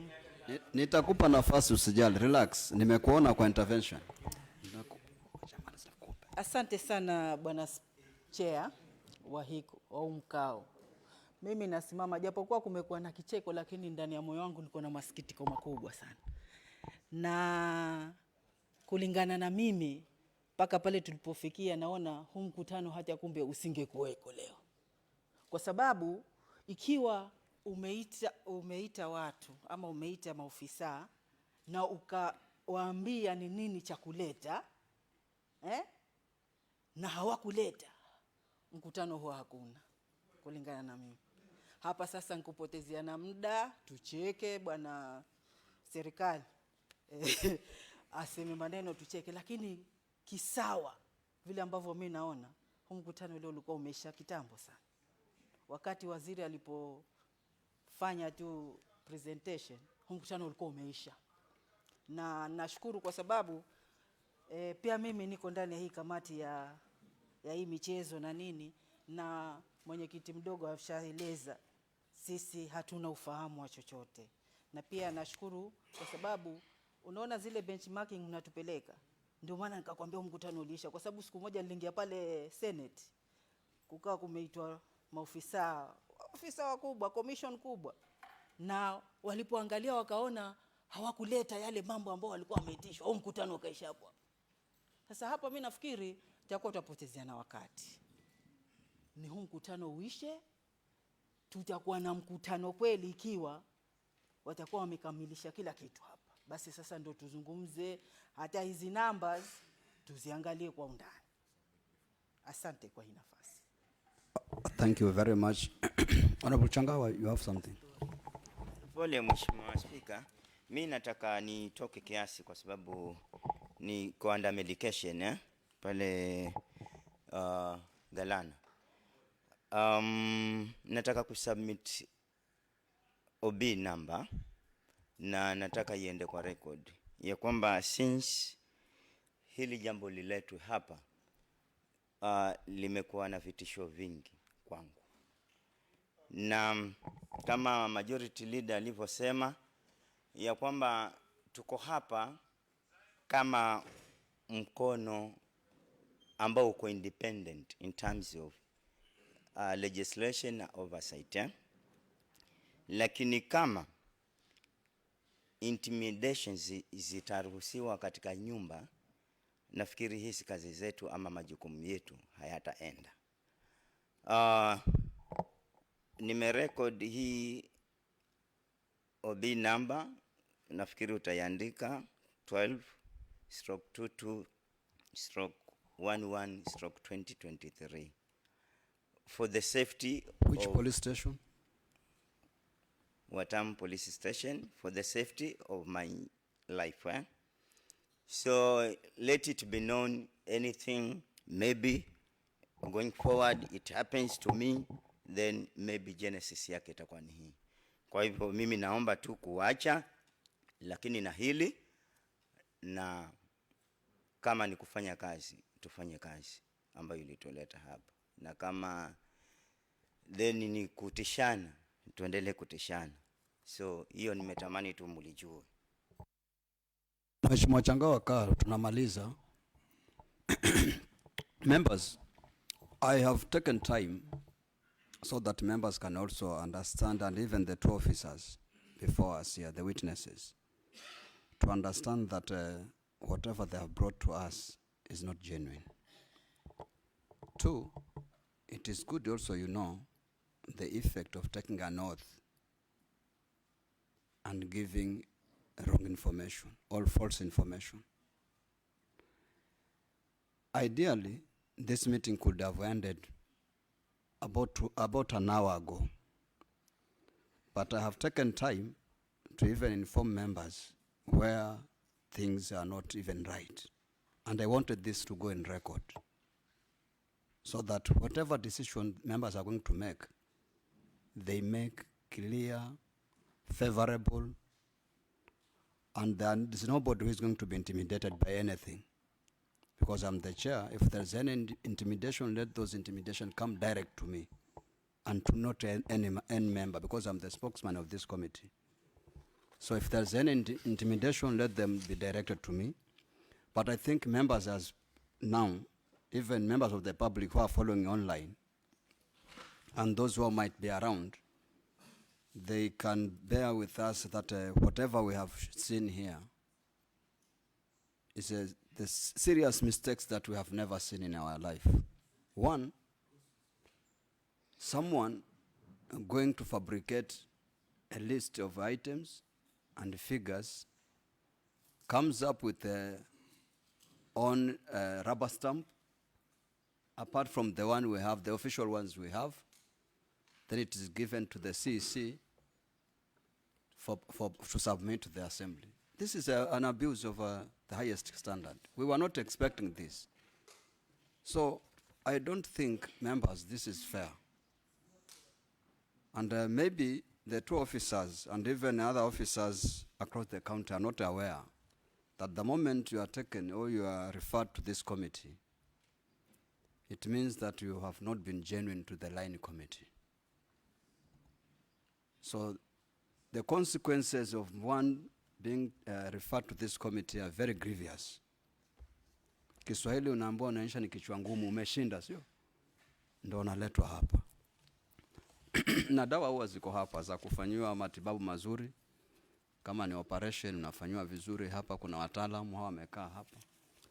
Even Honorable Ibrahim was just talking as a light note kusema kwamba ni serikali, but hata yeye ameshangaa. Ndio niona nilikuwa nasoma hizo figures vizuri ili wale wanamshtua Changawa wakitoka hapa ama wakisikia kule nje wajue kwamba Changawa hakuwa na wazimu na anafanya kazi yake ya kisawa. Hakuna mtu anaweza kufanya kazi kama hii hapa Kilifi.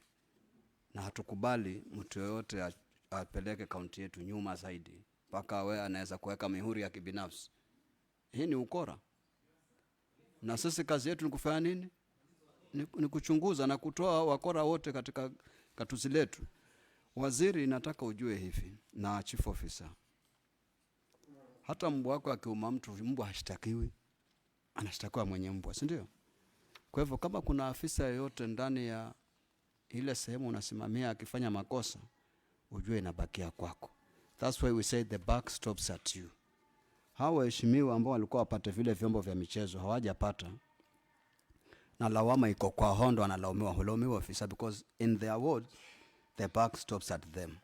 So there is no way they can be more lenient, or they can just sit, look at things getting messy in the county, yet we are getting nothing. We took the budget to the public participation. Whatever was brought from the executive and whatever we wanted to attend, we went through around the entire county for public participation. So members of the public are also accessing even the budget. They know what we appropriated, what is supposed to be implemented, and if we be lenient, it is the county assembly which is going to be blamed. That's why you saw Changawa as the one who brought the question, but it was not Changawa. It was an agreement from all the members here, including the ones you think they are very close to you. They agreed. Ekawa ni nani atamfisha kengele huyu paka. Ndo Changawa akawa panya wa kwanza kufisha paka kengele. Kwa hivyo inalia, lakini kila mmoja anajua mlio ni gani. Kwa hivyo let me advise you. These members, I'm not the one who is going to decide. But whatever these members are going to decide is what I'll sign for.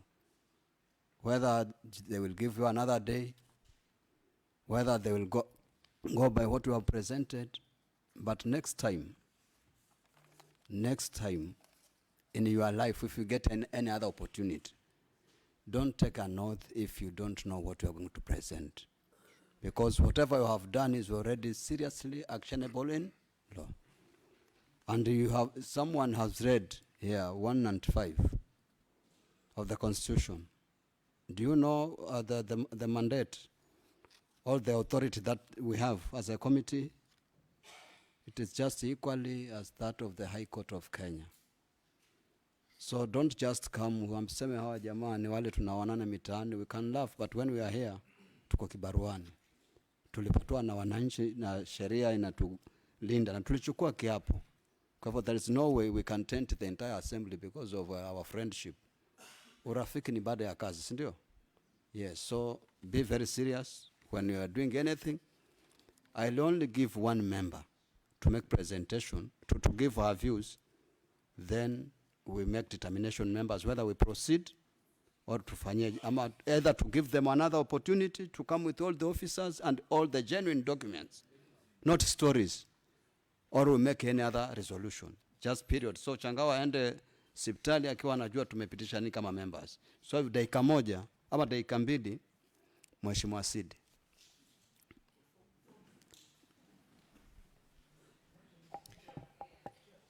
Thank you, Chair.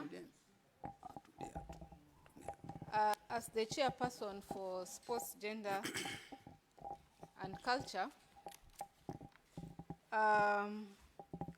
first I want to talk to the leader of majority.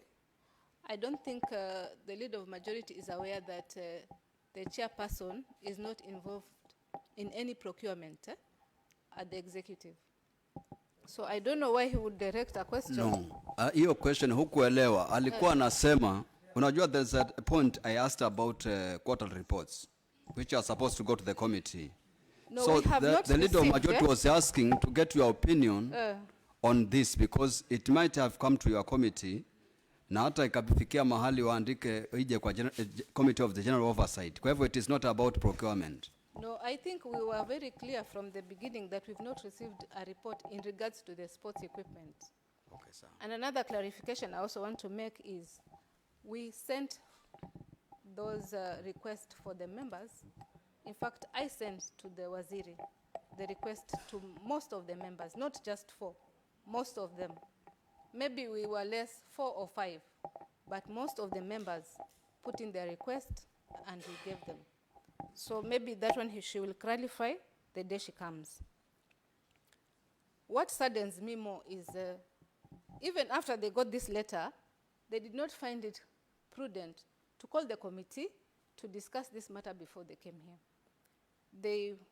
That's why we have these problems. The thing is, this is a lesson to all of us, that if you don't take your committee with seriousness, then you will suffer some repercussions that are really unnecessary. My plea is we give them time to go and collect more information. But what I'm also wondering is, these submissions they have given, are they going to be different from the ones they will bring? Because then we are already on record saying that the balls are less. So hata tukiwaambia waje na hizo zingine, zitapungua ama zitaongezeka ama sasa zitakwenda zikuwe reconciled. Na zitakuwa zimetoka wapi? So maybe giving them time, maybe we're also giving them more time to go and cook these documents. They can fry them. They cooked, they can fry. So maybe giving them time might not be the really solution here, because this is what they have. Even we send them and come bring them back here, we are going to remain with these copies and we are going to still use these copies as reference. So maybe the House should decide on the way forward, because this is how much they can bring, and there is nothing they can do about adding or removing, because sasa hapa hawezi kucancel. Tukiwatuma tena wakalete documents, mimi naomba tu hii nyumba, we come up with a good decision, because we are sending them to witch hunting. Thank you. Okay, Honorable Sid, I'll give the chair, the liaison chair, to wind up as a. Yes. Okay, let the liaison chair, then I'll give him.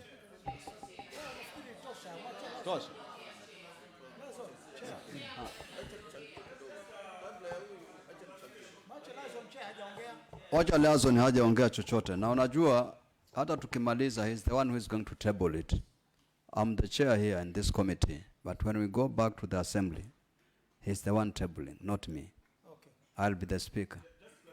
So, okay, let him, I'll give you an opportunity. I'll give you an opportunity, you and the minority leader. Asante Mheshimiwa Chairman. Ningetaka nizungumze kwa hii lugha ambayo wale watu wa Ruruma wataweza kuelewa nimeweka contribution gani katika hili jambo. Waheshimiwa, Mheshimiwa Hinzano, Mheshimiwa waheshimiwa wamezungumza kuhusu hili jambo, kwamba kule mashinani ni jambo ambalo linatuletea aibu, linatuletea matusi, na imefikia kiwango cha kwamba bunge hili limesimama ili kupata ukweli wa hili jambo. Na kulingana na mazungumzo ambayo yamefanywa, ni kwamba kuna umuhimu wa kwamba tusiendelee. Tuweke kikomo kwa huu mjadala ili tupate kikao chengine ambacho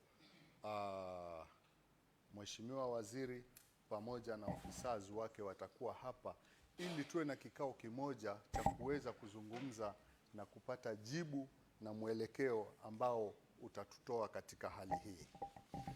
Mimi katika mahali ninapokaa kama MCA wa Ruruma, niko na swala ambalo linaambatana na swala hili la 35 million, na ningetaka kudirect hili swali kwa Chief Naftali, ikiwa ni somo yangu, atuambie ama confirm, kwa sababu katika the same budget kuna item ya 2.5 million ambayo pia ilikuwa ni ya supply of sports equipment, na hata kufikia sasa hakuna jibu ambalo nimepata kutoka kwake. Kwa hivyo hata hilo ni swali watu wa Ruruma wanauliza. Ukiangalia mitandao walikuwa wanasema ya World Development Fund. Nimekuwa nikipata matusi ya kwamba mheshimiwa hiyo pesa alijisaidia nayo, while tukiangalia nimeingia hasara kubwa kujaribu kuziba mashimo ili kuhakikisha kwamba mambo yanaendelea. Sita kusema kwamba Ruruma ndio hub ya sports, hasa football, na hii inadhihirishwa na finals za mini league ambayo tuko nayo, tunaenda weekend hii. Ukiangalia niko na 4 football teams ambazo zimeingia katika msururu huo, na hili ni dhihirisho. Kwa hivyo watu wa Ruruma wakiongea kuhusu supply hii ya sports equipments ya both 2.5 ambayo ni yao na 35 million ambayo ni akaunti mzima, inazungumzwa na uchungu kule, na ni matusi mazito sana. Kila ninachojaribu kufanya, swala hili la equipments linatokea. Kwa hivyo waheshimiwa, mimi ningesema tuzuie moto. Najua tuko na moto, tuko na hasira kwa sababu ya aibu ambazo tunazipata, lakini tungeomba muda tuwapatie, ili next wakija wawe wanakuja wakiwa wamebeba information ambayo itatusaidia kuenda mbele. Kwa wakati huu tutakuwa tunazunguka hapa, lakini hatuwezi kupata chochote kutokana na kikao hichi.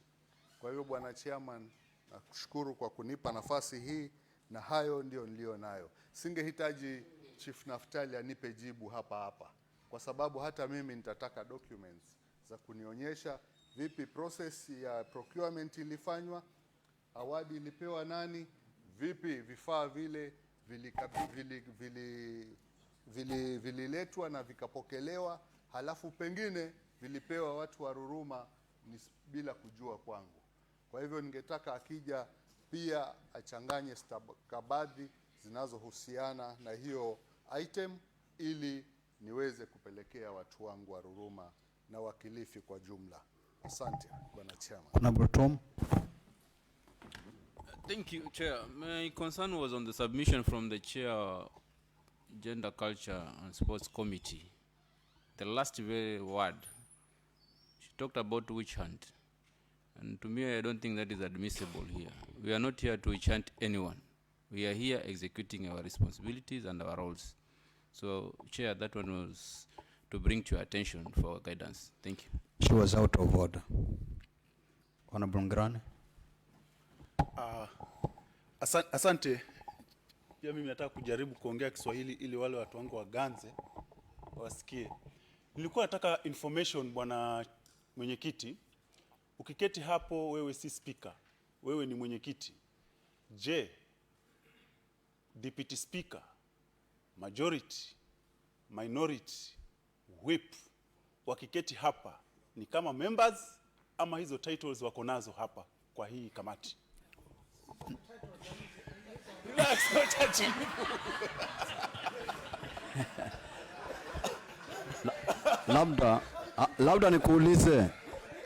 labda nikuulize tu, nafikiri wewe ni mwanakamati wa house business, ndio? Mheshimiwa Ngirane, wewe ni mwanakamati wa house business. Lead of majority, lead of minority ni members, ndio? Wakiwa huko ni members ama? Ndio tunataka kujua ufahamu wa hii whole house committee. Nakuuliza, ukiwa huko ni members? Mimi nikiwa huko ni kama, hii ni kamati, kama member. Hii ni kamati, si bunge. Hii ni kamati ya bunge. Yes. Ndio, kwa hivyo hao pia ni members. Kwa hivyo kuleta majority na minority achana naye.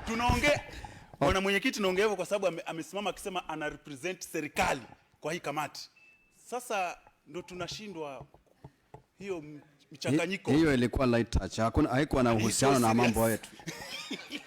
Sawa Mheshimiwa Ngirani, hiyo ni by the way. Wacha Mheshimiwa Sidi, kuna kitu umeongea kwamba tukiwaambia hawa walete documents watakuwa hawana documents nyingine wanaweza kuleta.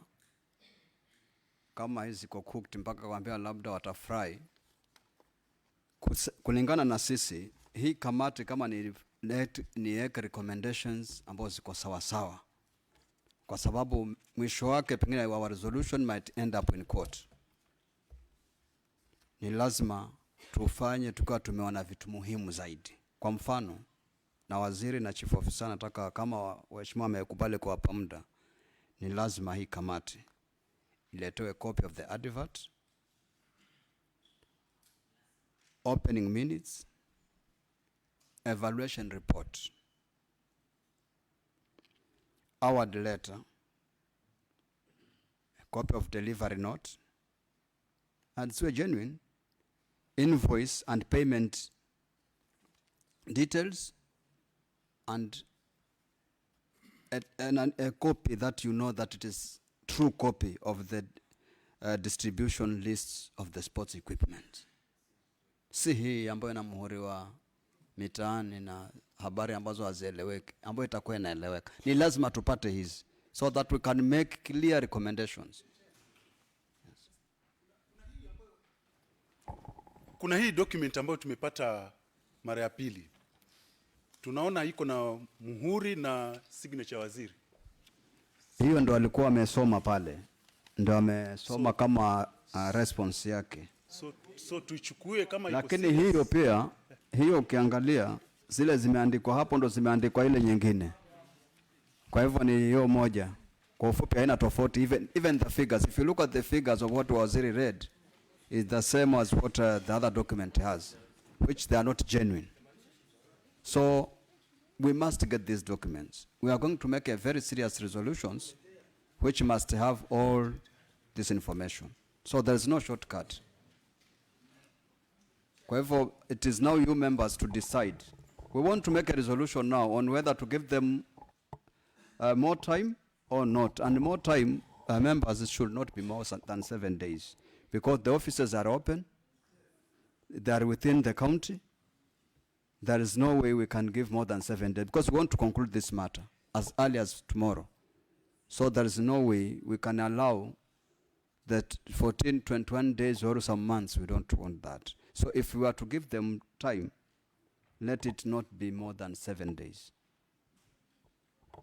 So members, I need, for those who have made requests here, let the request be agreeing on whether to give them more time and when, but not any other comment. If you do any other comment, that is you will be out of order because we want to wind up.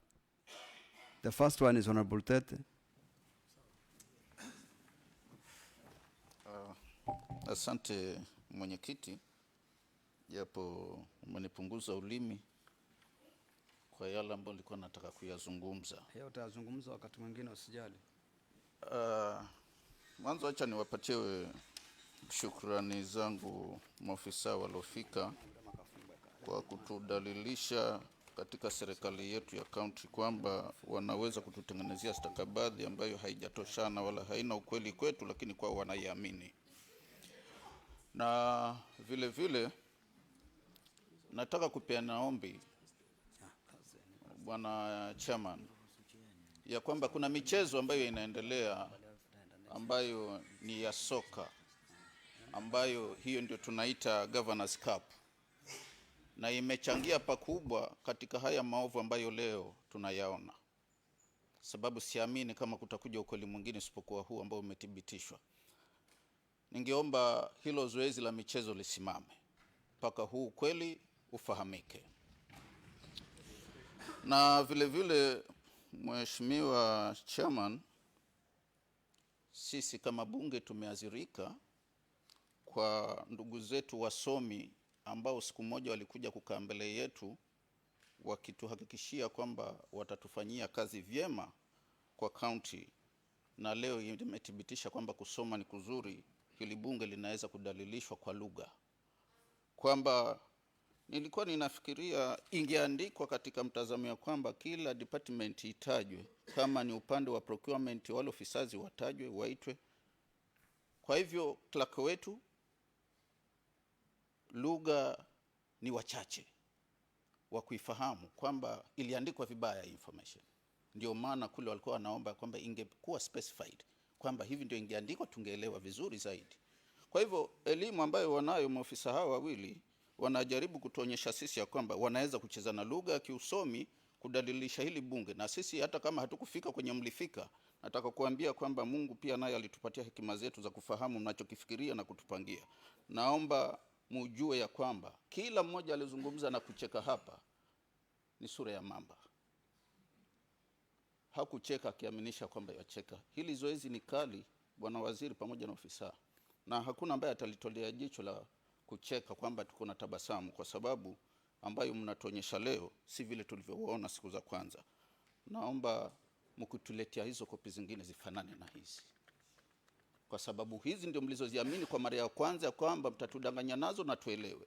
Kusije kopi nyingine ya kuonyesha kwamba ni tofauti, ije kama ilivyo, na ikifika hapa mtuambie ile ile ya kwanza tuloleta ndio hiyo hiyo na hatuna nyingine. Na kama mtatuletea nyingine, sasa hiyo mtatuambia ilikuwa mmeficha kwa nini? Kwa sababu ishara inaonyesha kwamba mmeona hili bunge ya kwamba halina watu ambao wanajua kufuatiliza mambo. Lakini sisi tuna machungu na chenye kimeendelea, tuna machungu hata vile tunavyotukanwa mashinani kwa kuhusiana na hili zoezi.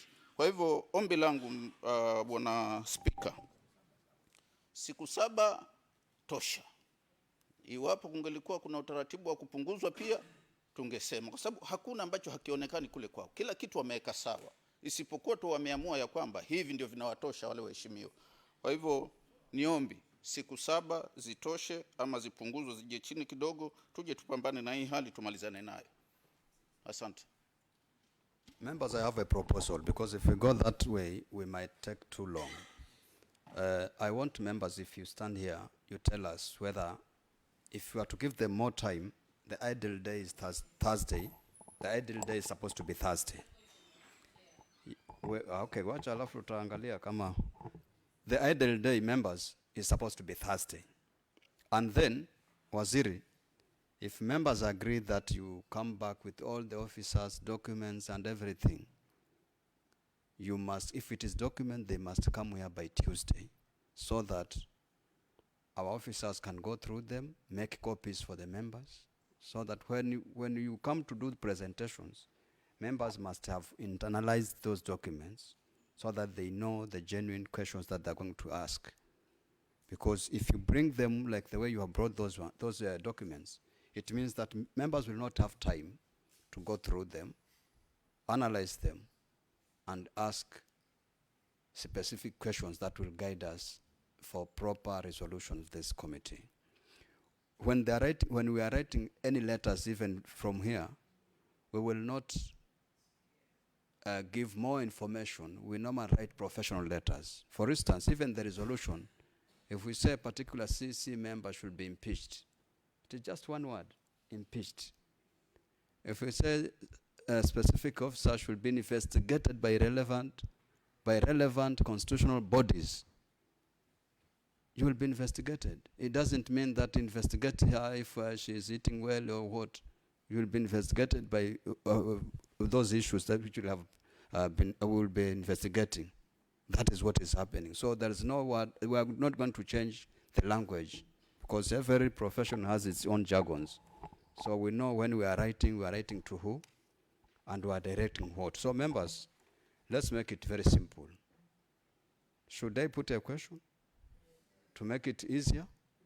As many as of the opinion that the CC member, the chief officer, and any other officers, plus all the documentation surrounding the vote head number 31-11109, come back on Thursday next week at 10 a.m. for further interrogation. Say aye. As many as of contrary opinion say no. The ayes have it.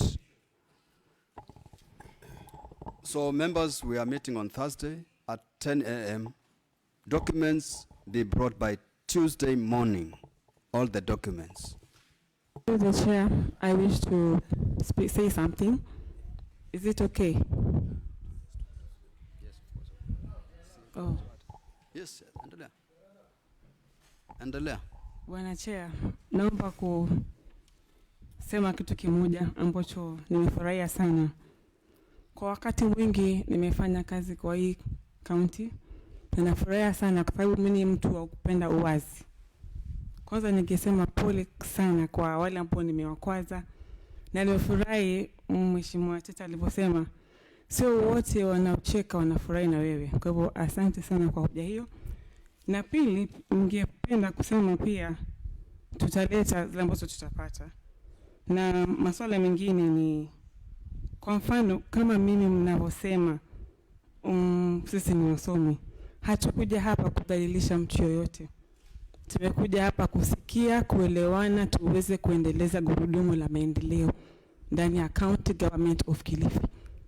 Sasa kama nyinyi viongozi wetu siku hii ya leo kutakuwa na mvutano, unataka tuendelee vipi?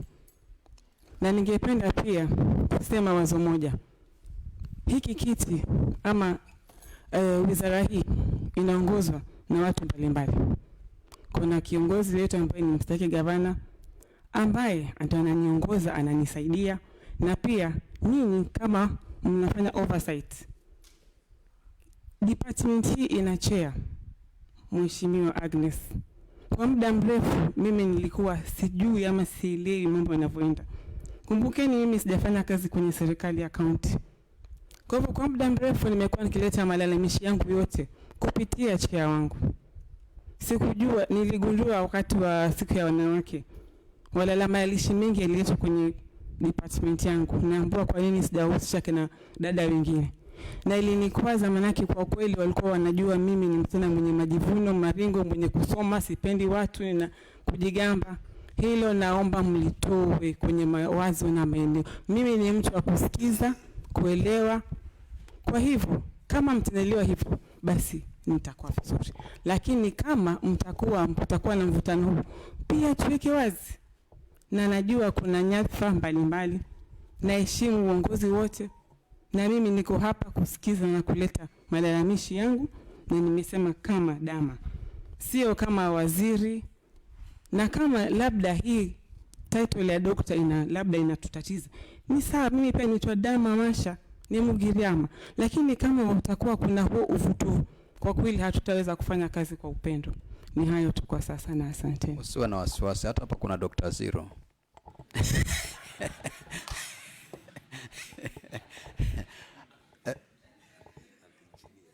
na engineer Benson Karisa Ngirane. Now in few months we'll be having a list of doctors here. So don't worry, na hiyo si doctor ile ya madawa, ile doctor ingine itakuwa hapa. Kwa hivyo usiwe na hofu mheshimiwa. We appreciate whatever you have said. I think as members tumekuwa very humble. In fact, you need to thank them, because in any other assembly there is no way you can be given such an opportunity. We have done that because we love our county. We want to unearth. We don't want to sacrifice you. We want, if the other officers who are involved, they should also bear the consequences. But whatever is happening in that docket, the buck stops at you. Whether you know it or don't know it, there is no excuse, unfortunately. The governor settled on you to be representing him in that docket. So when you are talking to him, you are talking to him at another level. The main reason why you are brought to this assembly for vetting, know that you have a very special responsibility that you need to bear. Unfortunately, we are over 1 year now, so the honeymoon is totally over. In fact, we are supposed to be having babies by now. So, so there is no excuse saying that you don't know anything. You should make sure that you know everything which is happening. We are having another LB members. Honorable Rashid, you can just hold for a minute. We have an LB which we are not going to, you are also going to listen to. I'm giving our CPA, who is soon going to be doctor, he will be almost doctor plus the CEC member to give you an update of the burial arrangement of our staff. CPA. No, they should also listen because they also members of the county. They can also attend the burials. Najua kwenda kwa mazishi huwa ni kama umeenda kukopa. Kesho inaweza kutokea kwako nao mtu afanye nini? Aje walipe. Kwa hivyo karibu our prospecting doctor. Thank you, Chair. I will be very brief. I know we know that we lost one of our own member of staff, CPA Masi Kahunda Koti, and I just wanted to inform the honorable members and also the CC and Chief Officer that the burial will be on Saturday, the 25th, at Kizingo. Should be in Watamu Ward. So the burial arrangements are at an advanced stage, and I will ask all honorable members, if it is possible, please join us to come and give our sister, our mother, and our friend a final goodbye, and also we condole with the family. I think if we can make it, all of us, it will be a show of unity that we are a family as a County Assembly of Kilifi and the County Government of Kilifi. So that is all what I wanted to share. We shall be having our security at the junction at Kizingo. It's not far from the main road.